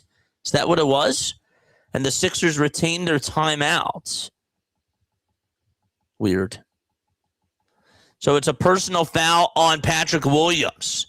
So that was what the call was, 87-66. Here's a shot that's up and it's good by Embiid to make it 89-66. Let's go, Joel.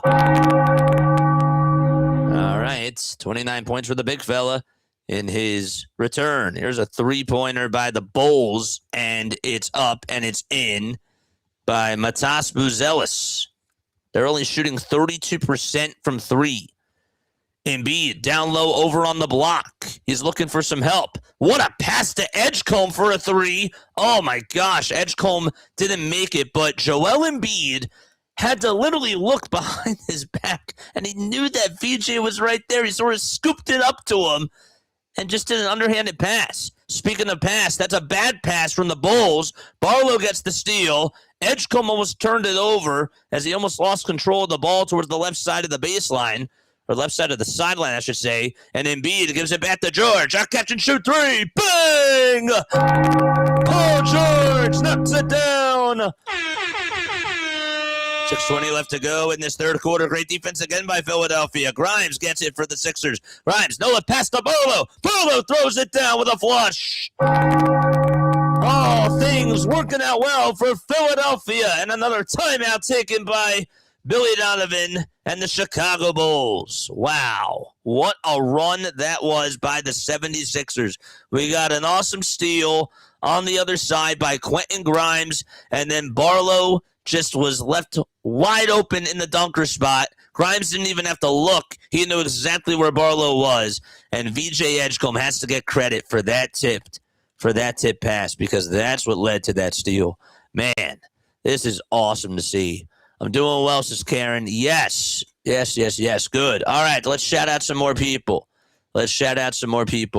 Where are we tuning on in from? California. We got Delaware. Matthew is here. We got Wayne. Art of Alex says, I-95 is my tractor trailer. Let's go. We got Tickle Mobile. Oh, my gosh. Joe, man, did you have to really troll me there? Did you have to troll me there? Oh, gosh. Let's go. Very, very nice. Let's get to 200. Let's get to 200, baby. Get those likes up and running. Come on, man.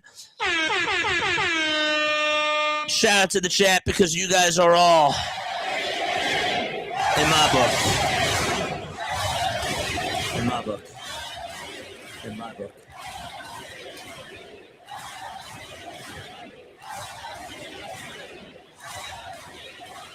Zoe is here from Harrisburg, PA. Love it. Yes, sir. Everybody, please make sure that you guys hit that thumbs up button. Please hit that thumbs up button. Please, please, please.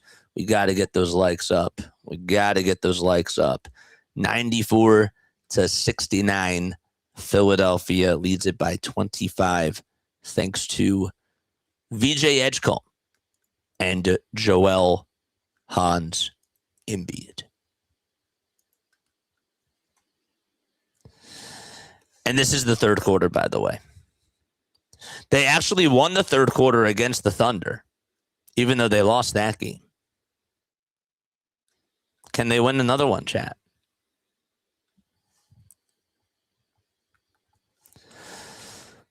Those are all Philly Take with RB socials. Again, Busy Bee, shout out to you. Shout out to all the mods here. Please make sure that you guys thank all the mods because they've been doing an awesome job. They really have. 94-69, 6:03 left to go in this third quarter. And we had a ball that was last touched by the Sixers. Bulls now have it. It's Josh Giddey looking to attack, go towards the other side and try to float it up and in. No offensive rebound by Giddey. Giddey hands it over to Buzelis, and it's stolen away by Paul George. Man, the defense of Paul George. Have we missed it or have we missed it? Barlow over to George. George, another three. Got it. Paul George. Can you believe it? 13 points for PG. 5 rebounds and 4 assists as well. And there's a turnover on the Bulls. Matas Buzelis, I believe, it was Josh Giddey who threw the ball on out of bounds. And it'll be Sixers ball. There's actually, they say a shooting foul was called with 5:34 left to go, and Grimes is going to go to the line, and he will shoot 2 free throws. Love it. Oh, let's go. Grimes at the line. Free throw number 1 connects the dots.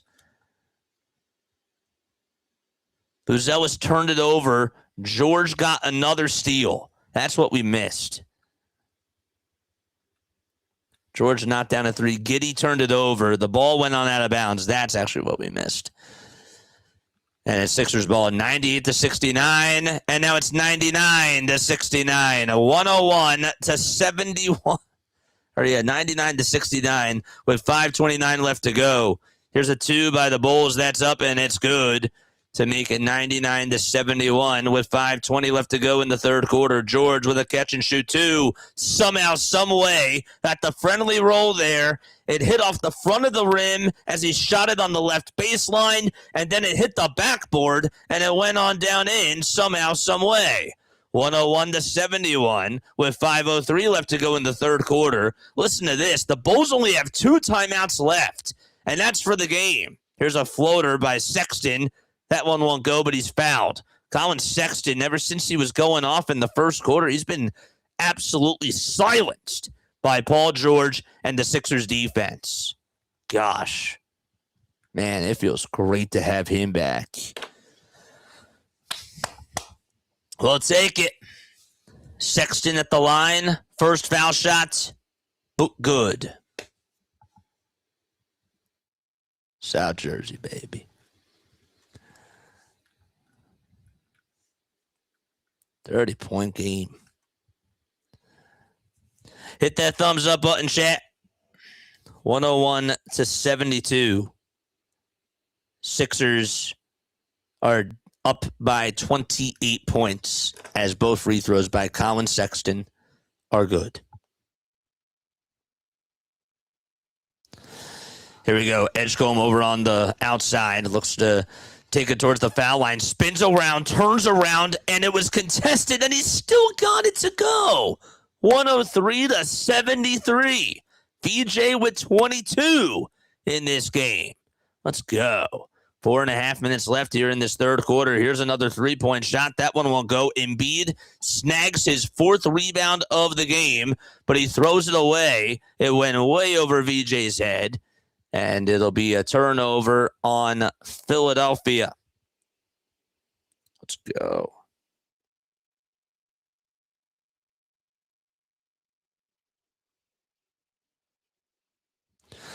(103-73). The Bulls looking to attack on the other side. And the floater by Gershon. No. Embiid gets his miss. 4:03 left to go in the third quarter. Payne out there for the 76ers. It's Payne, Barlow, Embiid, Edgecombe, and Edwards for Philadelphia. Embiid with a Dirk Nowitzki fadeaway jumper from the foul line. It's good. Man, if he's hitting those shots and if he's taking those 1-foot jumpers, you know he's feeling good about himself.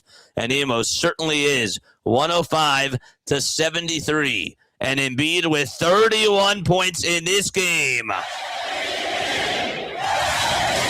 The ball did go out of bounds.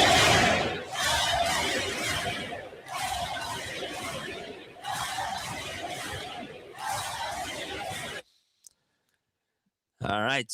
The Bulls are going to inbound it. They will get it into the backcourt, and Trey Jones gets called for a backcourt violation as he had to catch it into the backcourt. That ball went way over his head. The Sixers are going to take a timeout here. 3:45 left to go in the third quarter. Embiid is 10 for 14 from the field. Again, he made his first 5 field goals, including his first 3 threes. And he is just on a whole nother level playing tonight in his return to the 76ers. Oh, gosh. That is phenomenal. Wow, we are cracking 100 points. I got my final score prediction incorrect. Can't believe that. A 30 burger for number 21, man. It's awesome.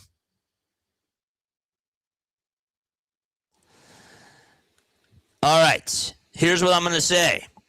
All right. Let's stop the screen sharing for a second. All right. I know that there's 3 minutes and 45 seconds left to go in this third quarter. Okay? But if the Sixers are up by 25 plus,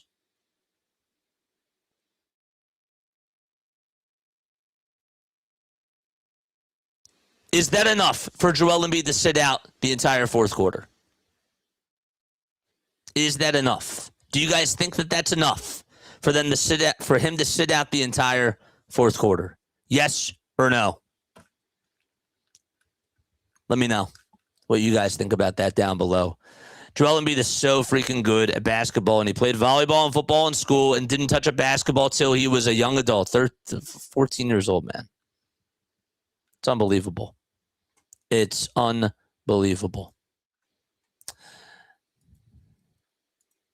So let me know. Edwards says no. Alba Henderson says yes. 105-73. The ball's inbounded, and here's a three-point shot that's up and good by Campaign. 108-73 is the score right now. And here's a shot on the other side. That's Gershon Yabusele who knocks it down. Makes it 108-76 with 3:13 left to go in the third quarter. Barlow on a fast break. Looks to try to take it himself over towards the cup, and he does. 110-76 is the score. On the other side, a layup is up, and it's on in by Rob Dillingham. He just made the layup. Colin Sexton got the assist. And here is Embiid again at the foul line. He wants to dance. He dribbles. He crosses over. Takes a foul line J. Doesn't get the friendly roll that time. And Jones snags another rebound for the Bulls. Jones on the attack. Goes up with a layup inside. And a wedgie. As he tried to put up the layup, it just got stuck in between the rim and the backboard. So that means jump ball. 110-78. Oh, boy. 2:36 left to go in this third quarter. Barlow is going to take a seat, and Trendon Watford is going to come on in for him. It's time to rest the starters.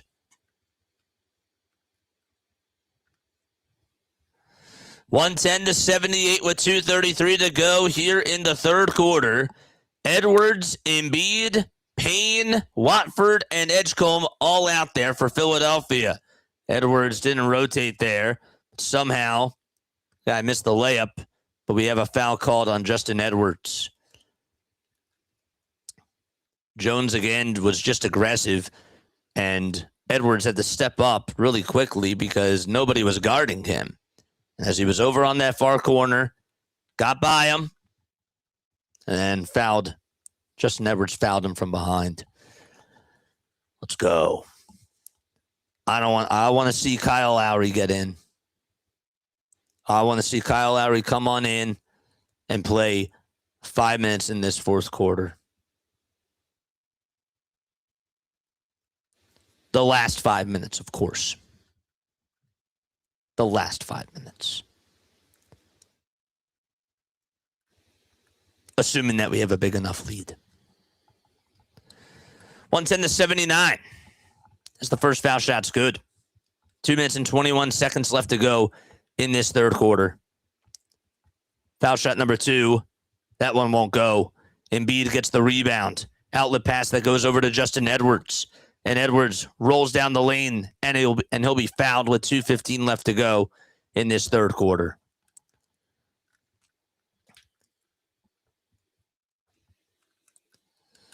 So that is going to put the Sixers in the bonus.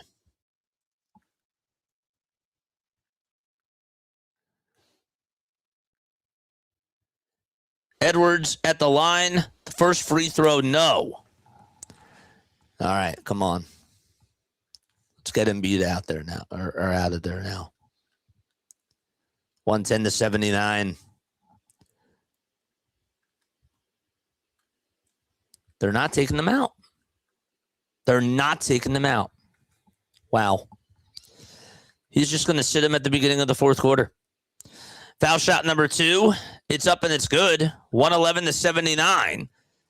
Williams attacking. Williams finishing. And somehow, some way, landed a little bit awkwardly there. It was actually Colin Sexton who did that. 111-81 is the score. Williams came on in for Gershon. And it's Embiid who takes it over towards the nail. Pump fake. And now a step back 2 at the foul line. Swish goes the basketball. Let's go. Embiid, 113-81. Joel with 33 points. He's only missed 5 field goals today. Another 3-point shot. That one won't go. Payne gets a long rebound for the Sixers. They'll hand it off over to Edwards, and Edwards cuts on over to the basket and makes the layup. It's a 34-point lead for the Philadelphia 76ers. And we're going to have a delay of game called on Justin Edwards. And the Bulls are going to inbound the ball. All right, smash that like button, chat, and let's hit that subscribe button, too. Here's a 3 by the Bulls. No, the ball goes off the hands of a Bulls player, and it'll be Watford who's going to inbound it for the 76ers. Let's go.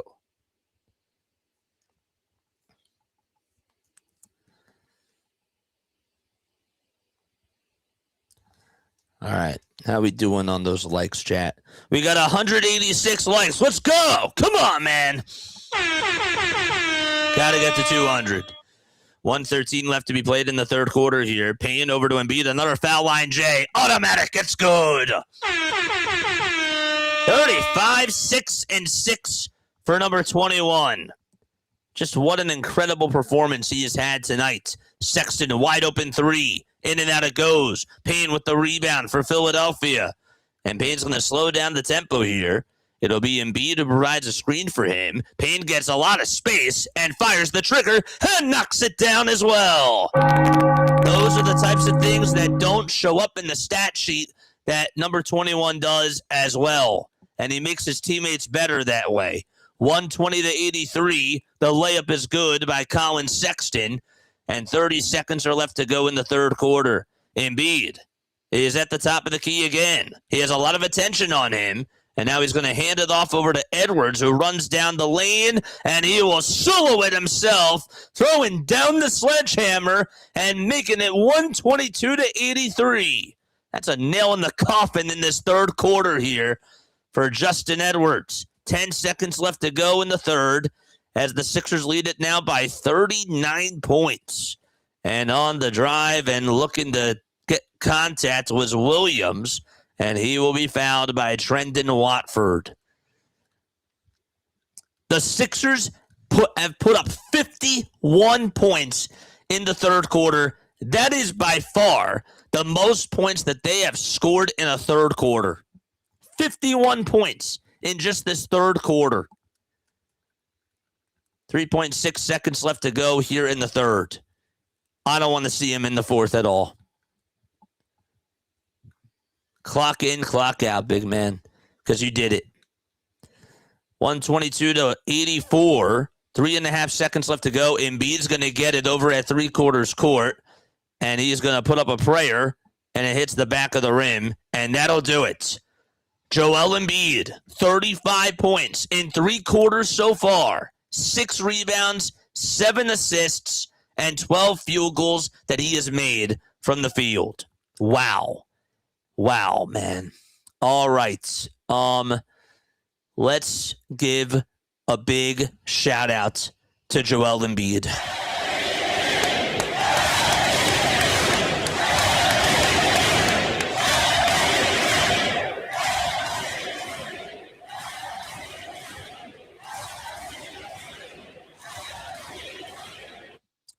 I eat my words. And you know what? I went with my gut. And I've seen this film again so many times where I watch this guy return and I see huffing and puffing.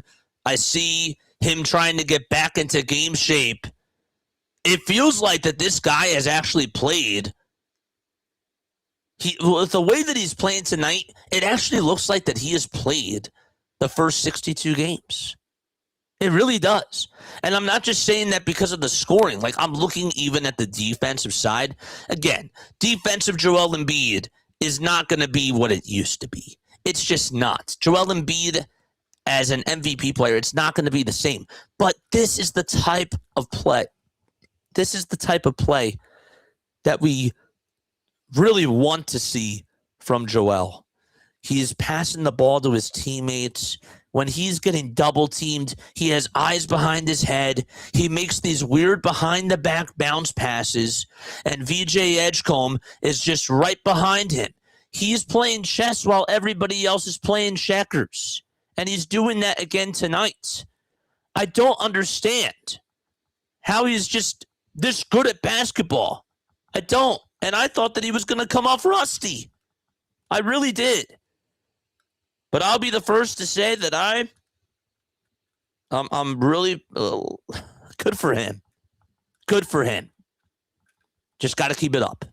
But good for him. Not mean that. Now I don't want to see him play anymore. If Nick Nurse is going to play Joel Embiid in the fourth quarter, then we got a problem. But wow, that was awesome.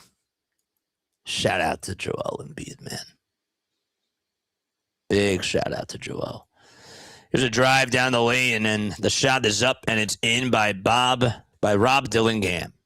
There he is over on the bench. He's smiling, talking to some of the Sixers coaching staff. Grimes gets the ball. It's Grimes, George, Bona, Watford, and Payne. And speaking of George, he just cashed another one from 3. Let's go. Money, money, money. 125 to 86 is the score. We have a 2-pointer that's up and in by Colin Sexton. And a shooting foul as well on Quentin Grimes. 51 points in the third quarter. That's a season high. That was not just a season high for the third. That's a season high for any quarter. And by the way, that's without Maxey. Free throw, not that time. 125 to 88 as we played only 35 seconds into this fourth quarter, man.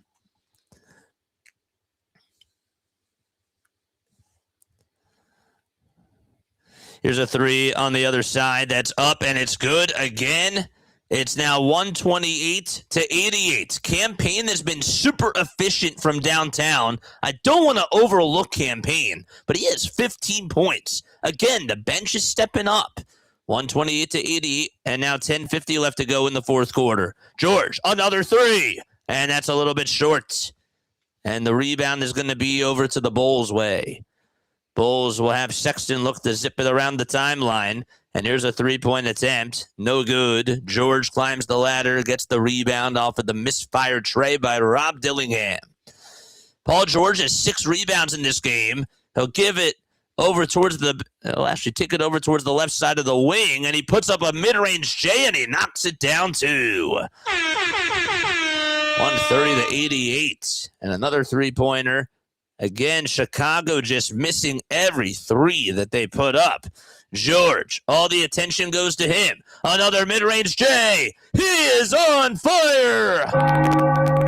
Everything going the Sixers' way, 132 to 88. And Paul George taking over in the fourth quarter.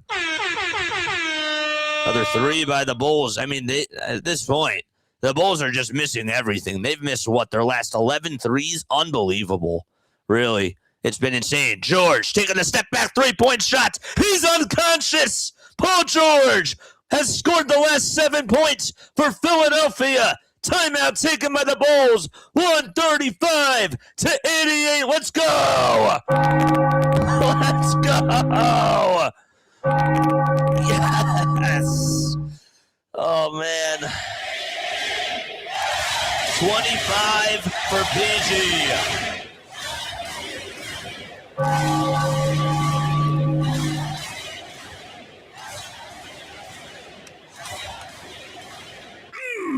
Let's go.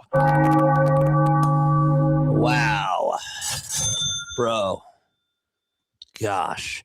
Paul George is unconscious right now. This guy is just shooting the lights out. He came on into the fourth quarter. Whatever Embiid had in that third quarter, he was like, give me that stuff, because now it's my turn. It's my turn. It's my show now. Love it. And if people want to say that it's front running, I don't care. You're closing out the deal. And he closed it early. He did. Closed it early. And that is that. I don't want to see Paul George back out there now. I don't want to see him back out there. Let him play a couple of minutes in the fourth quarter. We're good. We're good, nurse. We're good. He's fine. He's fine. Still no Maxey. Still no Oubre. And still no Janai Broom either. But wow.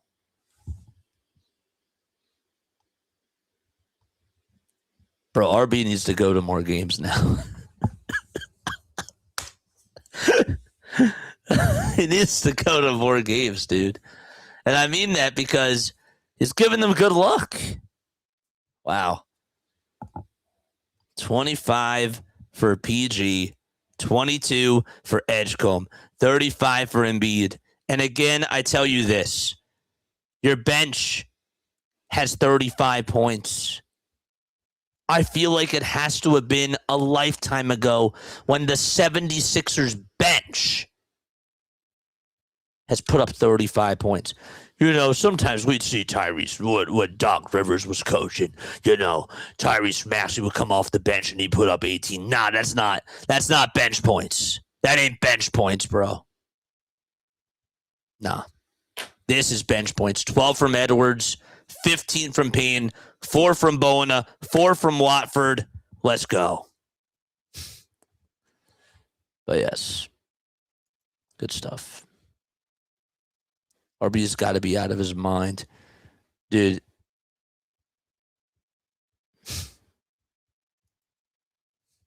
Crazy.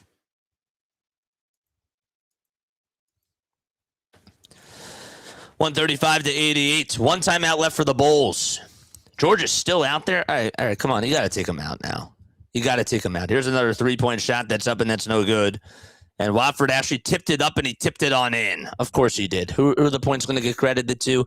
I always hated when that happened, when you're playing basketball. It's like you're trying to get the rebound. You just tip it up and in for the opponent. They're going to credit that to Josh Giddey. Another shot by George, but they're not going to count it. They're actually going to say offensive foul called on a Dembona. All right, he doesn't have to be out there now. You can take him out. RB and Cool J are the good luck charms. Yes, sir. That's the difference. I love it, man. 135-90 with 9 minutes left to go here in this fourth quarter. And we have a foul that's called. That'll be against the Sixers. Trey Jones with that alley-oop dunk.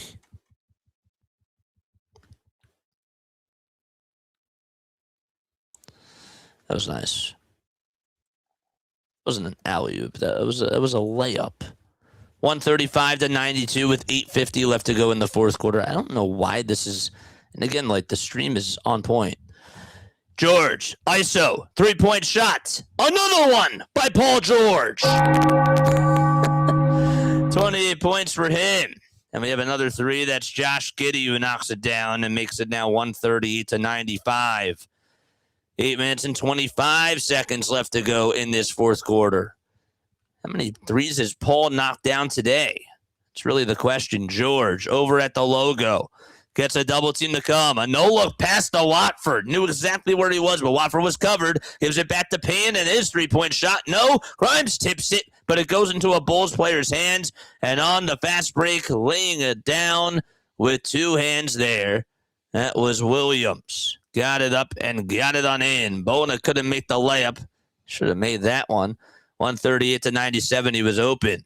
And here's another wide-open three-point shot. No. And Yabusele on the closeout got fouled.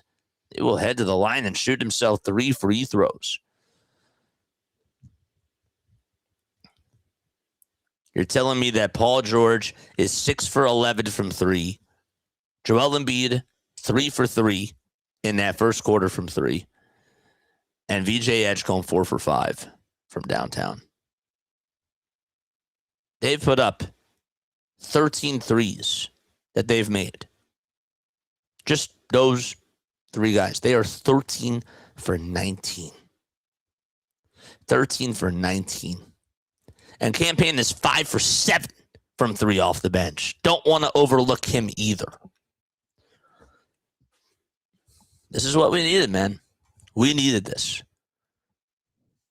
138-99. I just don't understand why PG is still playing, chat. Take him out. Come on, Nick. 138-100. Bulls are 20 for 23 from the line. Sixers are 20 for 24. Payne looks to give it back over to George. And another step back tray that's a little bit too strong there. The rebound and an outlet pass for the Bulls. And Williams, again, is going to make the layup. And that'll make it now 138-102. It's a 10-0 run over the last minute and 12 seconds for the Chicago Bulls. And yet the Sixers are still up by 36. George, another three-pointer. No good. Way too strong. And the Bulls are going to get another fast break dunk out of this to make it 138-104. And the Sixers are going to take a timeout. Still a 34-point lead for the 76ers with 7:11 to go in quarter number 4. We got to 200 likes. We got 336 watching. Let's get to 300. Let's go. Let's go. Hit that thumbs up button, chat. Hit that thumbs up button. Yes, sir. PG better chill before he gets tested against this cheating. The whole thing is just so bizarre to me. Like, chat. Paul George and Joel Embiid return tonight. If you actually thought that both Paul George and Joel Embiid were going to get 28 plus points each in this game, gosh. And George's defense, I just want to say this too. we have noticed that there has been a big difference when he's not playing defensively. This is the type of value that Paul George brings when he's playing defense. I've always said that from a defensive perspective, this guy is your best defensive player, hands down. Offensively, though, it's been disappointing. It's been so frustrating because he hasn't been able to play. And his shooting at times does disappear. But if he's doing this, if he can hit you 4 threes and give you a game like this, and also still provide that defense with those 4 steals and 1 block, I'm not saying he's going to get 4 steals a game, but if he gets you like 2 steals, 2 blocks, and like 12 deflections, he still brings value. He still brings value. Also, by the way, has not turned the ball over once. Embiid has turned the ball over 3 times, and for a first game back, that's really good. Think about it. What's his usage rate in this game? It feels like that he's getting the ball like 80% of the time, especially in that first quarter. So the usage rate's up, and he only has 3 turnovers. Again, not trying to get too ahead of myself, but this was not what I expected. Not what I expected at all. And if you expected this, you're lying to yourselves. You are. But enjoy it. Enjoy it. All right. Back to the other side of things. Watford is going to hand it off over to Payne. They did just take Paul George out. Payne puts up a tray. No, Bona gets the offensive rebound, and Bona gives it back towards the outside, and here's another 3-point shot. Not that time. It was no good. That was Dalen Terry who tried to hit it, or Marjan Beauchamp. That's who it was. Beauchamp. See, now these are the starters that I'm used to seeing, except Jabari Walker coming off the bench. But I'm used to seeing Bona in the starting lineup. See, this is what I've been used to seeing over the last couple of weeks. And it's no disrespect to them, but it's just, again, looking at the organization and at the people that are in charge.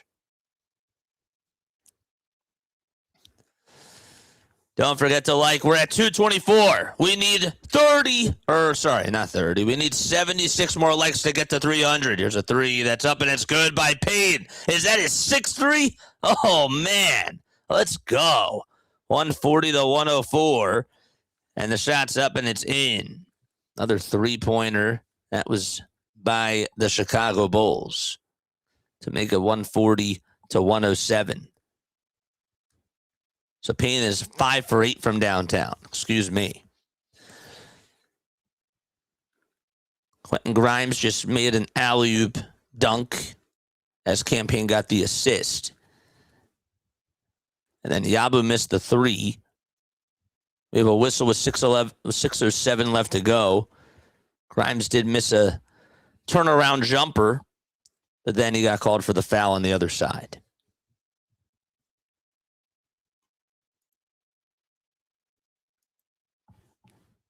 This is beautiful, man. I had VJ outscoring PG and Embiid. This is big, man.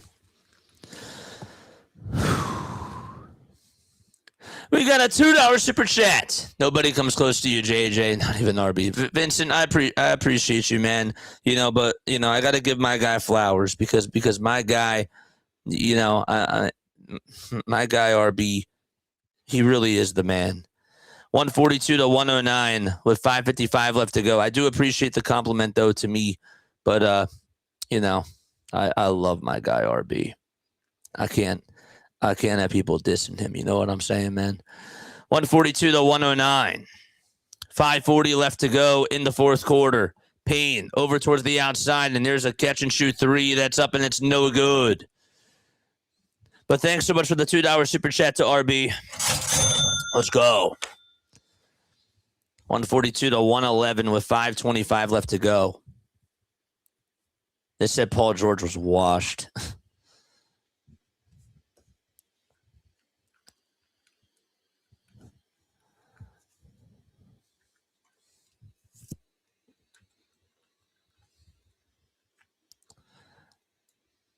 5:13 left to go here in the fourth quarter. And here he is. Here he comes.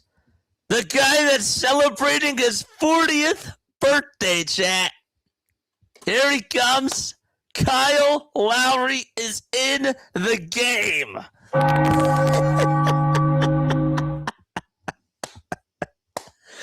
Let's go.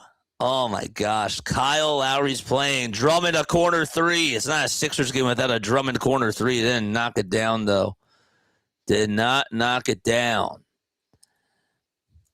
Here's a two-pointer that's up, and that one is good.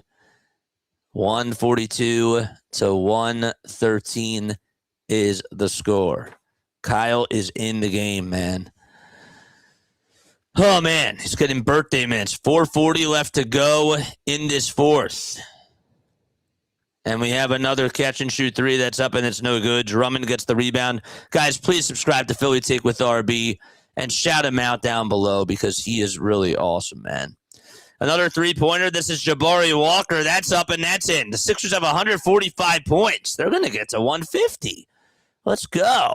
There's still plenty of time left to go. 145, 115, 4:10 left to go here in the fourth quarter. And here comes Beauchamp down the lane, lays it up, lays it on in, scoops and scores. It's good. 147 to 115. Let's go.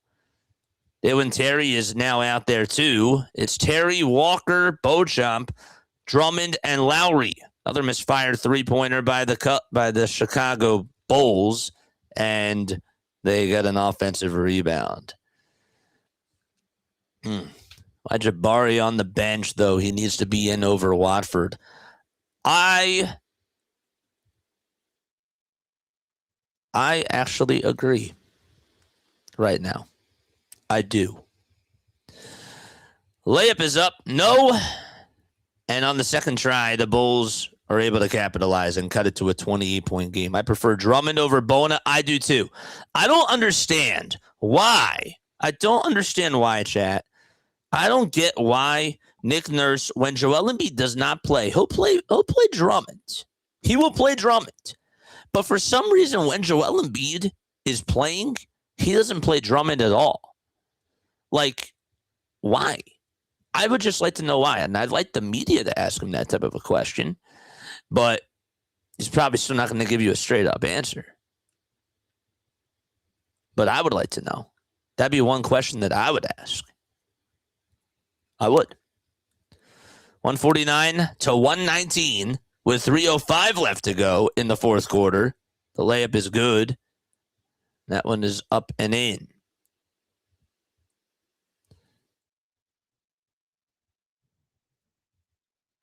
There's another three-pointer by Terry. That's no good. Williams gets the rebound with 2 minutes and 55 seconds left to go. We did have an and one opportunity by Dalen Terry a little bit ago. And he was able to capitalize. 149 to 121 is now the score. So there we go. Dude, he has to make a three for his birthday. He has to make a three.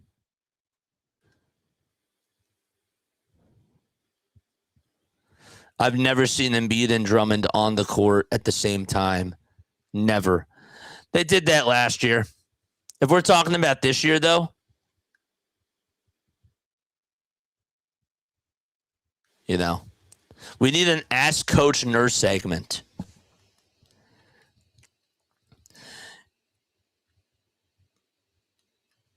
If I ever did a sit-down interview with anybody, chat, one thing that I would do is if I knew that I was going to get a manager, I would actually ask you guys to give me some questions. I would, because you guys are the people. And I feel like that's what you guys deserve. Not some of these questions that are asked, you know, during the post-game shows. They need to hear from you. That's how I feel. All right, here we go. Here's a shot that's up, and that one is good. And it's now 151 points for the Sixers. They got there. 151, baby. They got there. Terry just made a 13-foot turnaround jumper. 151 to 122. I'd love to see a sit-down interview where you asked a few good questions, JJ. Well, I'm letting chat ask some of these questions because I'm writing down what my people want to ask whoever it is, whether it's a Phillies player, whether it's a Sixers player, an Eagles player. I don't care what it is because I feel like that your voices should be heard. I really do. It's a three-pointer that's up and it's good. I mean, I'll certainly try to ask questions that I wonder what the people are thinking too, but I'm a man of the people. Drummond tries to make a layup inside. It's no good. And 1:44 left to go here in the fourth quarter. We have a swing over towards the outside. It's going to be given on over to Ulbrich. Leonard Miller also out there too. And he will put up a three. And that one is good. Was that actually Buzelis? He's still out there? He is.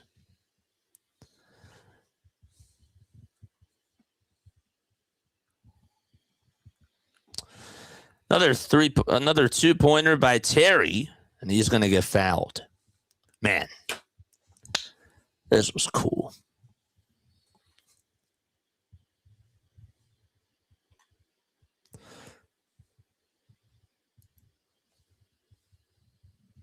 Of course. All right, guys, we have 235 likes.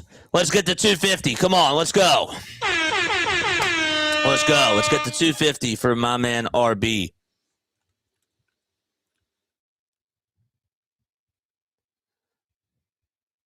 Foul shot number 2, no. That's no good.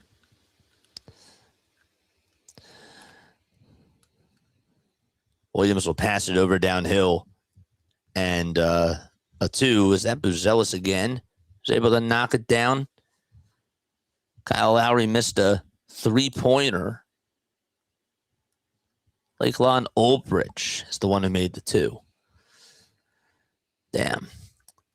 Rebounded by the Bulls. 151 to 130 is the score. Where are we? There it is. All right, 53 seconds left. Sixers got to play, or are going to try to play defense here, but Miller is just open for a 3 and he cans it. Makes it now a 151 to 133 game with 40 seconds left to go. Beauchamp down the lane, runner inside, pulls up, hits it, and he'll go to the line for one more. The clock will stop with 39.3 seconds left to go. 154 to 135. 13 more likes till we get to 250 likes. Let's go. The and one is good. 38 seconds left here in the fourth quarter, and the Bulls are going to get themselves another 2. 154 points tonight, most points in the game since 1970. Oh, gosh, February 15th of 1970. Here's a 3 by Lowry. It's up, and that one is good. Happy birthday, Kyle Lowry. Let's go. 22-point lead. And that is going to seal it. That's how the game ends. He's doing the bang-bang celebration. I love it. I love it, man. All smiles. 157 to 135. He's talking with his teammates. He's still smiling. Maxey's over right by him, too. He's like, dang, you still got it. Free throw number 1. It's up and in by the Chicago Bulls. I love it, man. Number 40 on the birthday, but happy birthday, man. 157 to 137, and that is gonna wrap it up for the 76ers. And Lowry decides to take yet another three-pointer, and it was no good. All right, it is time to play the song. The Sixers win and beat the Bulls 157 to 137, baby. Let's go. Is it playing? You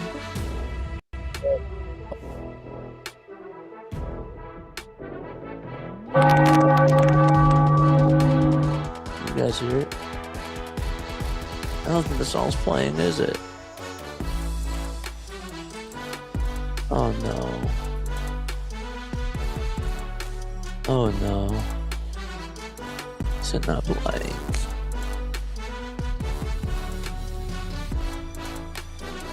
It says that it's playing, but I don't think you guys can hear it. Oh gosh. This bugs me. That sucks. Sorry, guys.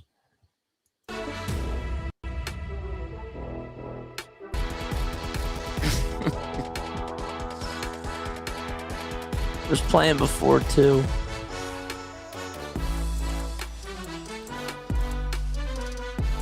That's too bad. Man. Oh, boy. Let's go. All right, man. First of all, apologize about the song. Out of my control. You know. I tested it before. It worked. Don't know why it didn't work now. But anyhow. Wow. If you were to tell me that Joel Embiid and Paul George would come back and score 28-plus points in a game in their first game back. Crazy. Do you realize that Paul George only had 5 points in the first half? He had 5 points in the first half, chat. 5. And he puts up 23 in the second half. Was there a little bit of front running? Maybe. But I don't care. You can call it whatever you want. But ultimately, at the end of the day, the Sixers clocked in, they clocked out, and Joel Embiid was a monster. And he is my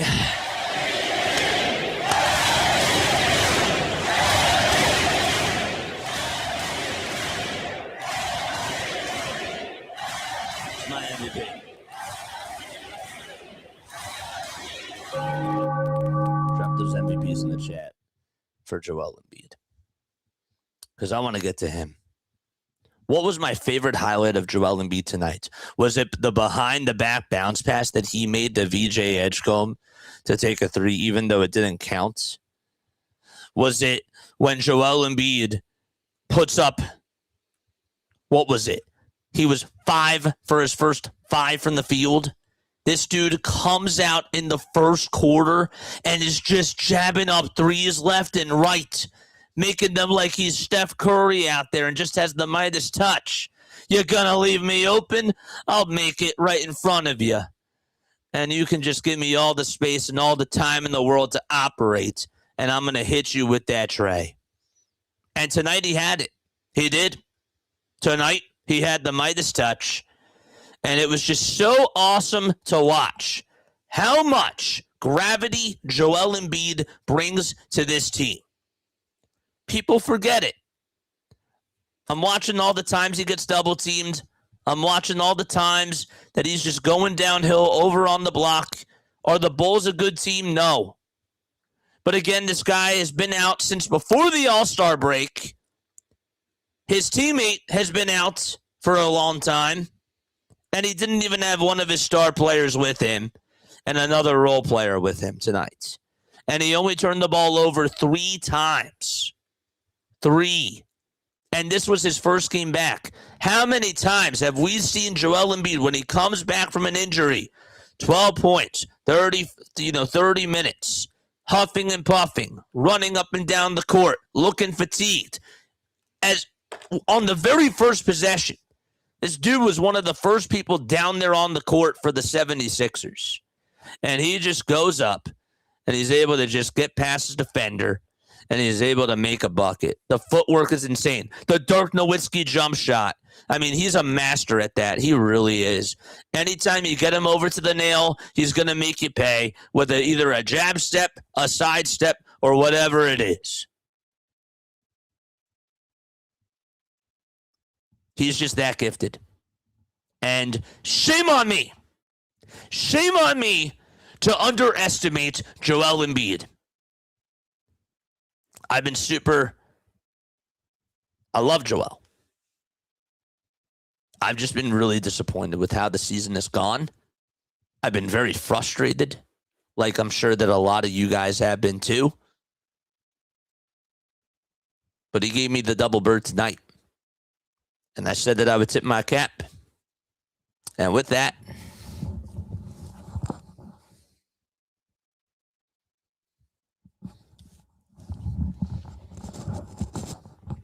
that one goes out to JoJo. That one goes out to Joel Embiid. VJ Edgecombe. Wow. What helps when you have a big man back like Joel Embiid, and what's so underrated about his game, and I've talked about this a lot of times on my channel, is that he is a screener. He is an underrated screener. If screens were a stat, screens to points, this guy, I feel like, would be getting even more attention. But those things don't show up in the stat sheet. They really don't. That to me is an assist too. It really is. I saw a campaign at the top of the key one time. There was a dribble handoff between him and VJ. And on the handoff, Embiid comes from behind, blocks Buzelis from getting over to Payne. And Payne just had a sea of green. And what I mean by that is the coast was clear. And he could just fire it and just knock it down. Like it's just practice. That's the type of play that Joel Embiid does bring that doesn't get talked about enough. Yes, we know how great of a scorer and how gifted he is at scoring the basketball. But what we don't talk about is his offensive IQ when it comes to not just his passes out of the double teams or the jab steps, but also the types of picks that he sets and the type of spacing that he provides. Because now it feels like you have 6 players out there on offense when he's cooking like that. But big shout out to JoJo. Shout out to campaign too, because even though there were a couple of times where we did see those threes that he knocked down, thanks to Joel Embiid giving him a screen and giving him space to operate, I thought that you still got to make the shots, right? You still got to come up with the nice plays. And in an offense with Joel Embiid out there like that, this is a good style of a team when Joel Embiid is healthy. They have the right guys. It's frustrating. I get it.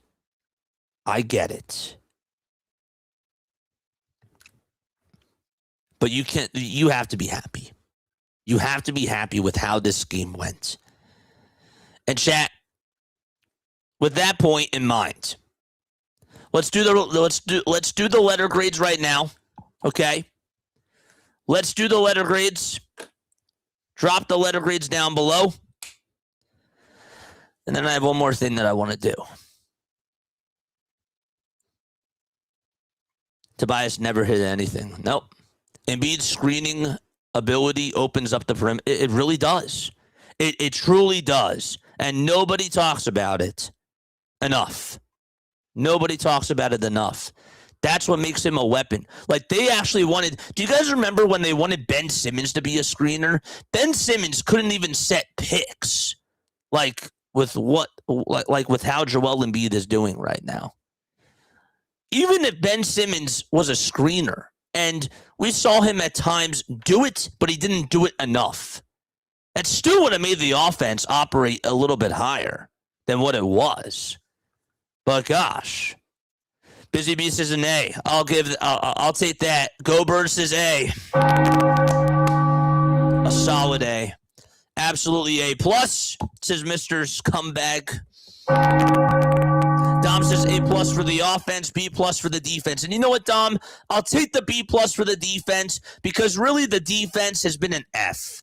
It's really been a D minus. It's been an F over these last 2 weeks. B plus, I will certainly take that. I feel like if it was to be an A for me, I would have need this. I feel like that 53 points in that fourth quarter left a sour taste in our mouths. But before going into the fourth quarter, I would have certainly given the defense an A. I don't know if you agree with that, but that's where I stand with that. So that's Dom just took the words out of my mouth. Scott, what's up, Scott? He says A. Yeah, for sure. Yes, a couple other things I wanted to talk about before I get on out of here, as it is 9:37 p.m. Eastern time.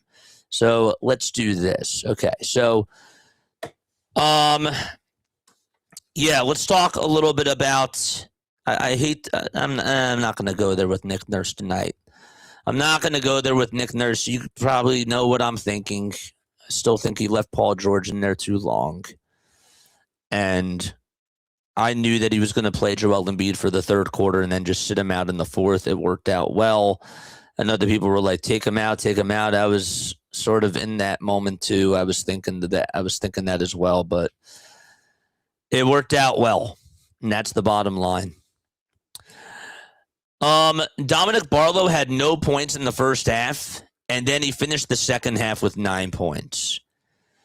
Dominic Barlow, he is what he is. I also really believe that having Joel back out there definitely gave him a lot more mind at ease types of plays, because again, Embiid's getting a lot of attention.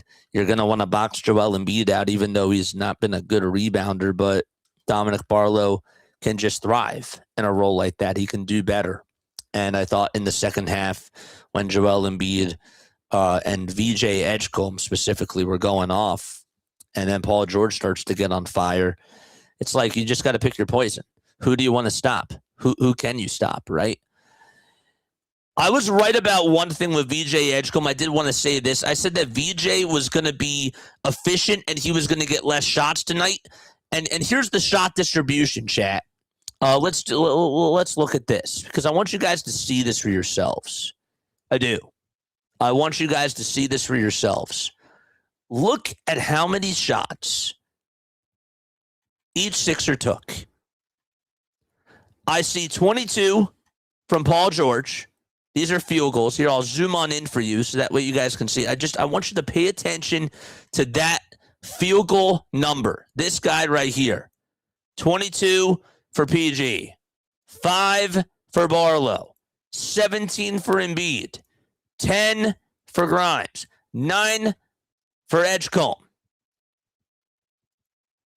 That's the type of box score stat I want to see when these guys are fully healthy. I want to see a good amount of shot distribution. I want guys to get involved, and I just want there to be more motion in the offense. And I feel like that we really got that tonight. Sometimes I'll look at these box score stats, and I'll see not 17 from Embiid. I'll see 37 from Embiid. And if he's on fire, fine. If he's doing well, good. But it gets a little bit tiring when other guys are not able to step up because we've seen Joel Embiid put up 70 points in 3 quarters, right? We've seen Joel Embiid have to put the team on his back. We know that he can do it. It's just a lot to ask for. So the fact that you're telling me that Edgecombe's getting 9, George is getting 22, and did he chuck up a couple of shots at the end? Yes. So we'll give it 19, okay? We'll say 19 shots from Paul George. And then we'll say 5 from Barlow, 10 from Grimes. This is what you want. 7 from Watford, right? 4 from Beauchamp. I thought that they did really well. Really. And Campaign was just firing up the threes today, and that worked out very well too. So a huge shout out to the bench. Big shout out to Paul George and Joel Embiid and VJ Edgecombe for putting up a really good night. The last thing that I want to say, there's actually two more things that I want to say, and that's this. Defensively tonight, Quentin Grimes, and we didn't really talk about this much, Grimes had 3 steals and 3 blocks. And a lot of the times when Quentin Grimes was out there, it was when Paul George and/or VJ was playing. Again, when we just take a look at guarding the perimeter, when we take a look at the individual defensive play that George and Edgecombe provide, it makes everybody's job easier. And the funny part is that Joel Embiid can't guard 1 through 5 anymore. He can't. And he would have to literally be on the perimeter a lot of times, even 2 years ago, or even last year when he was playing, because the Sixers' perimeter defense was terrible without Paul George. And we'd see him on the perimeter, and we wouldn't see him protecting the rim. It seems like a lot of the times this year, and even tonight specifically, we've seen Joel Embiid down low a little bit more, and we've seen less perimeter play from him. And that's good. That's very, very good. Because it shouldn't have to be that way for Joel Embiid to just have to guard guys on the outside and have him go up against guards. Is it still going to happen some of the time? Yes, you're going to get mismatches. You're going to have to fight through screens, right? And then teams are going to have Steph Curry being guarded by Joel Embiid on a play where Draymond comes away with a screen. It's just going to happen. And it is what it is. And sometimes he can still slow them down, but to have him do that like 45% of the time on defense, he's not capable of doing that anymore. He's just not. So the defense today was really good. Grimes had 3 blocks and 3 steals. And again, this is what happens when your best perimeter defensive player comes back. And on the defensive side, it just makes everybody's job that much easier.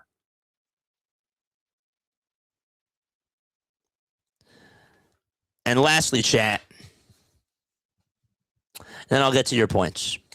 And then I got to sign off because it is 9:43.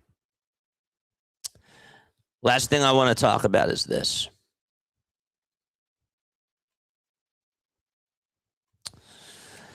So I'm thinking about, in the back of my mind, I'm looking ahead.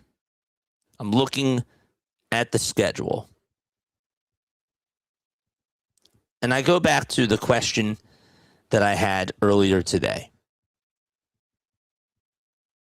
Just from this one game, my question was, is there still time for Joel Embiid, Tyrese Maxey, Paul George, and VJ Edgecombe to develop chemistry together and build it for a deep playoff run? On this game tonight, my confidence did go up. And again, I know it's the Bulls. I understand. However, this is their first time playing again. You have to look at it in totality. Embiid in this game tonight played how many minutes? Embiid played 28 minutes. He put up 35 and 28. George put up 28 and 26. VJ put up 22 and 30. And if, you know what? If Joel Embiid doesn't play tonight and Paul George doesn't play tonight, maybe he goes for 30. At least. I'm just saying. Man. Nick Nurse has to figure out the shot distributions, and tonight the ball was moving very well, and it was a very good. I think overall Nick Nurse did a good job. Just didn't like how many minutes Paul George was getting at the end. Got to take him out. You do. But yes. Good stuff from Nick tonight. All right. We'll take a look at some chats very, very quickly. And then that is going to wrap it up for me. I do want to also say really quickly, thank you, RB, again, for asking me to do this. Love you, brother. And I'm very, very lucky that I've known you. And when all said and done, you're going to go down as one of the G's, as the kids say, here on YouTube. And I mean that. What else we got? A 100% healthy Sixers are a problem for the NBA. I don't think that they're ever going to reach 100. And I don't want to be a Debbie Downer here. But even if they get up to 80%, I feel a lot better. I do. I feel a lot better. Robert says, I honestly think that we could give the Pistons problems if healthy. I don't disagree with you. I don't disagree with you. The thing is, we got to get there. We got to get there. And this is also no disrespect to Cade Cunningham and just the way that they've been coached by Bickerstaff.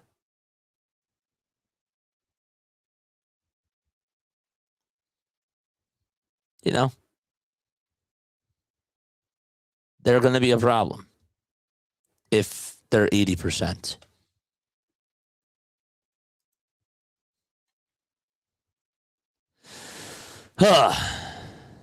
Jabari Walker's the best power forward on the team. We love RB.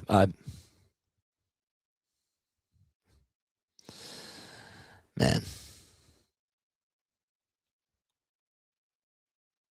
He's a good guy. RB is for real, JJ. You're so right. Yeah.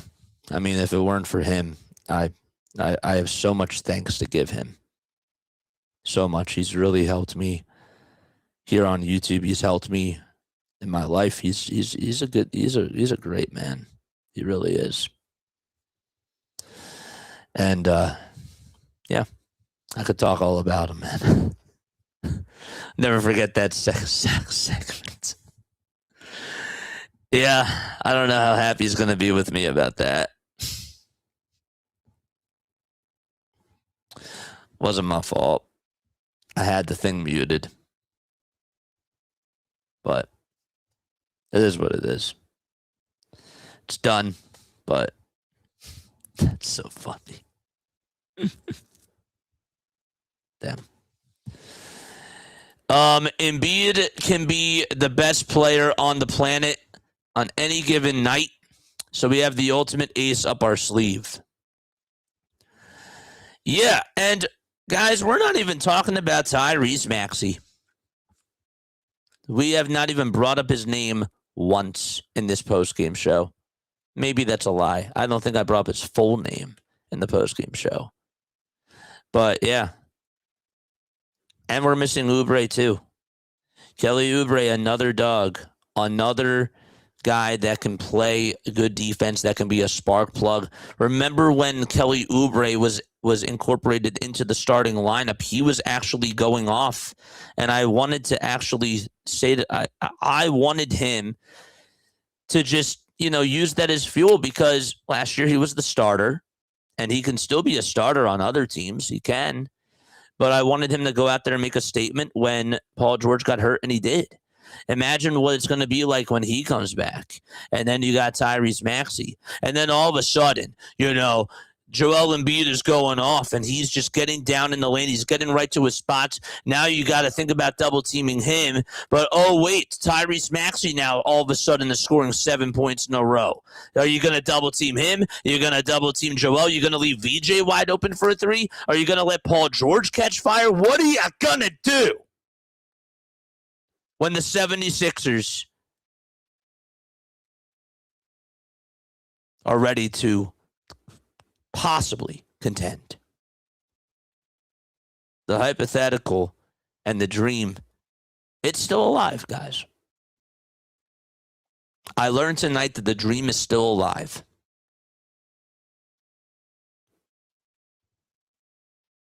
We ain't done. But we got a long, long ways to go.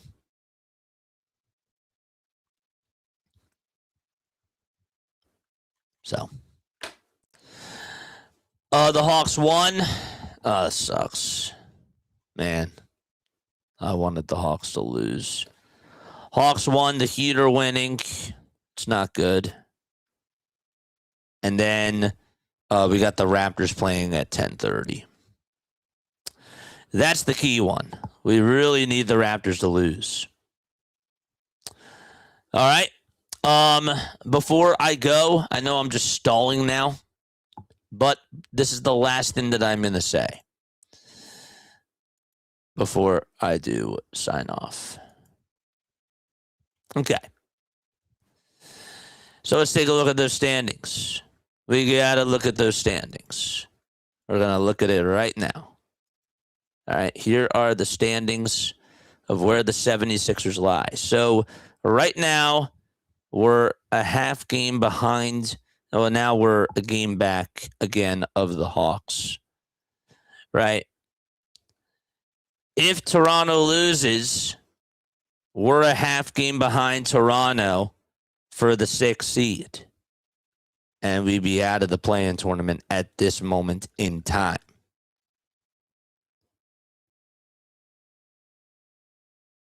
I don't know, chat. I don't know. We could avoid this. We really could. And you can't even see the standings, can you? You can't even see the standings. One sec. I don't like Restream.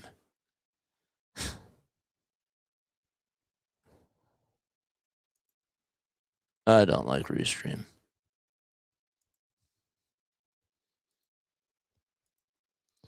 Here's the standings right here.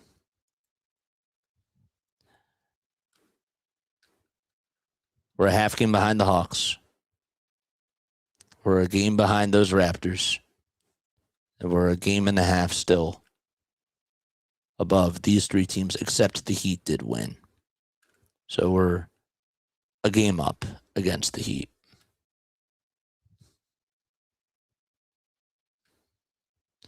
All right. That is going to wrap it up. Okay. I'm done. That's it for me. I love you all very, very much.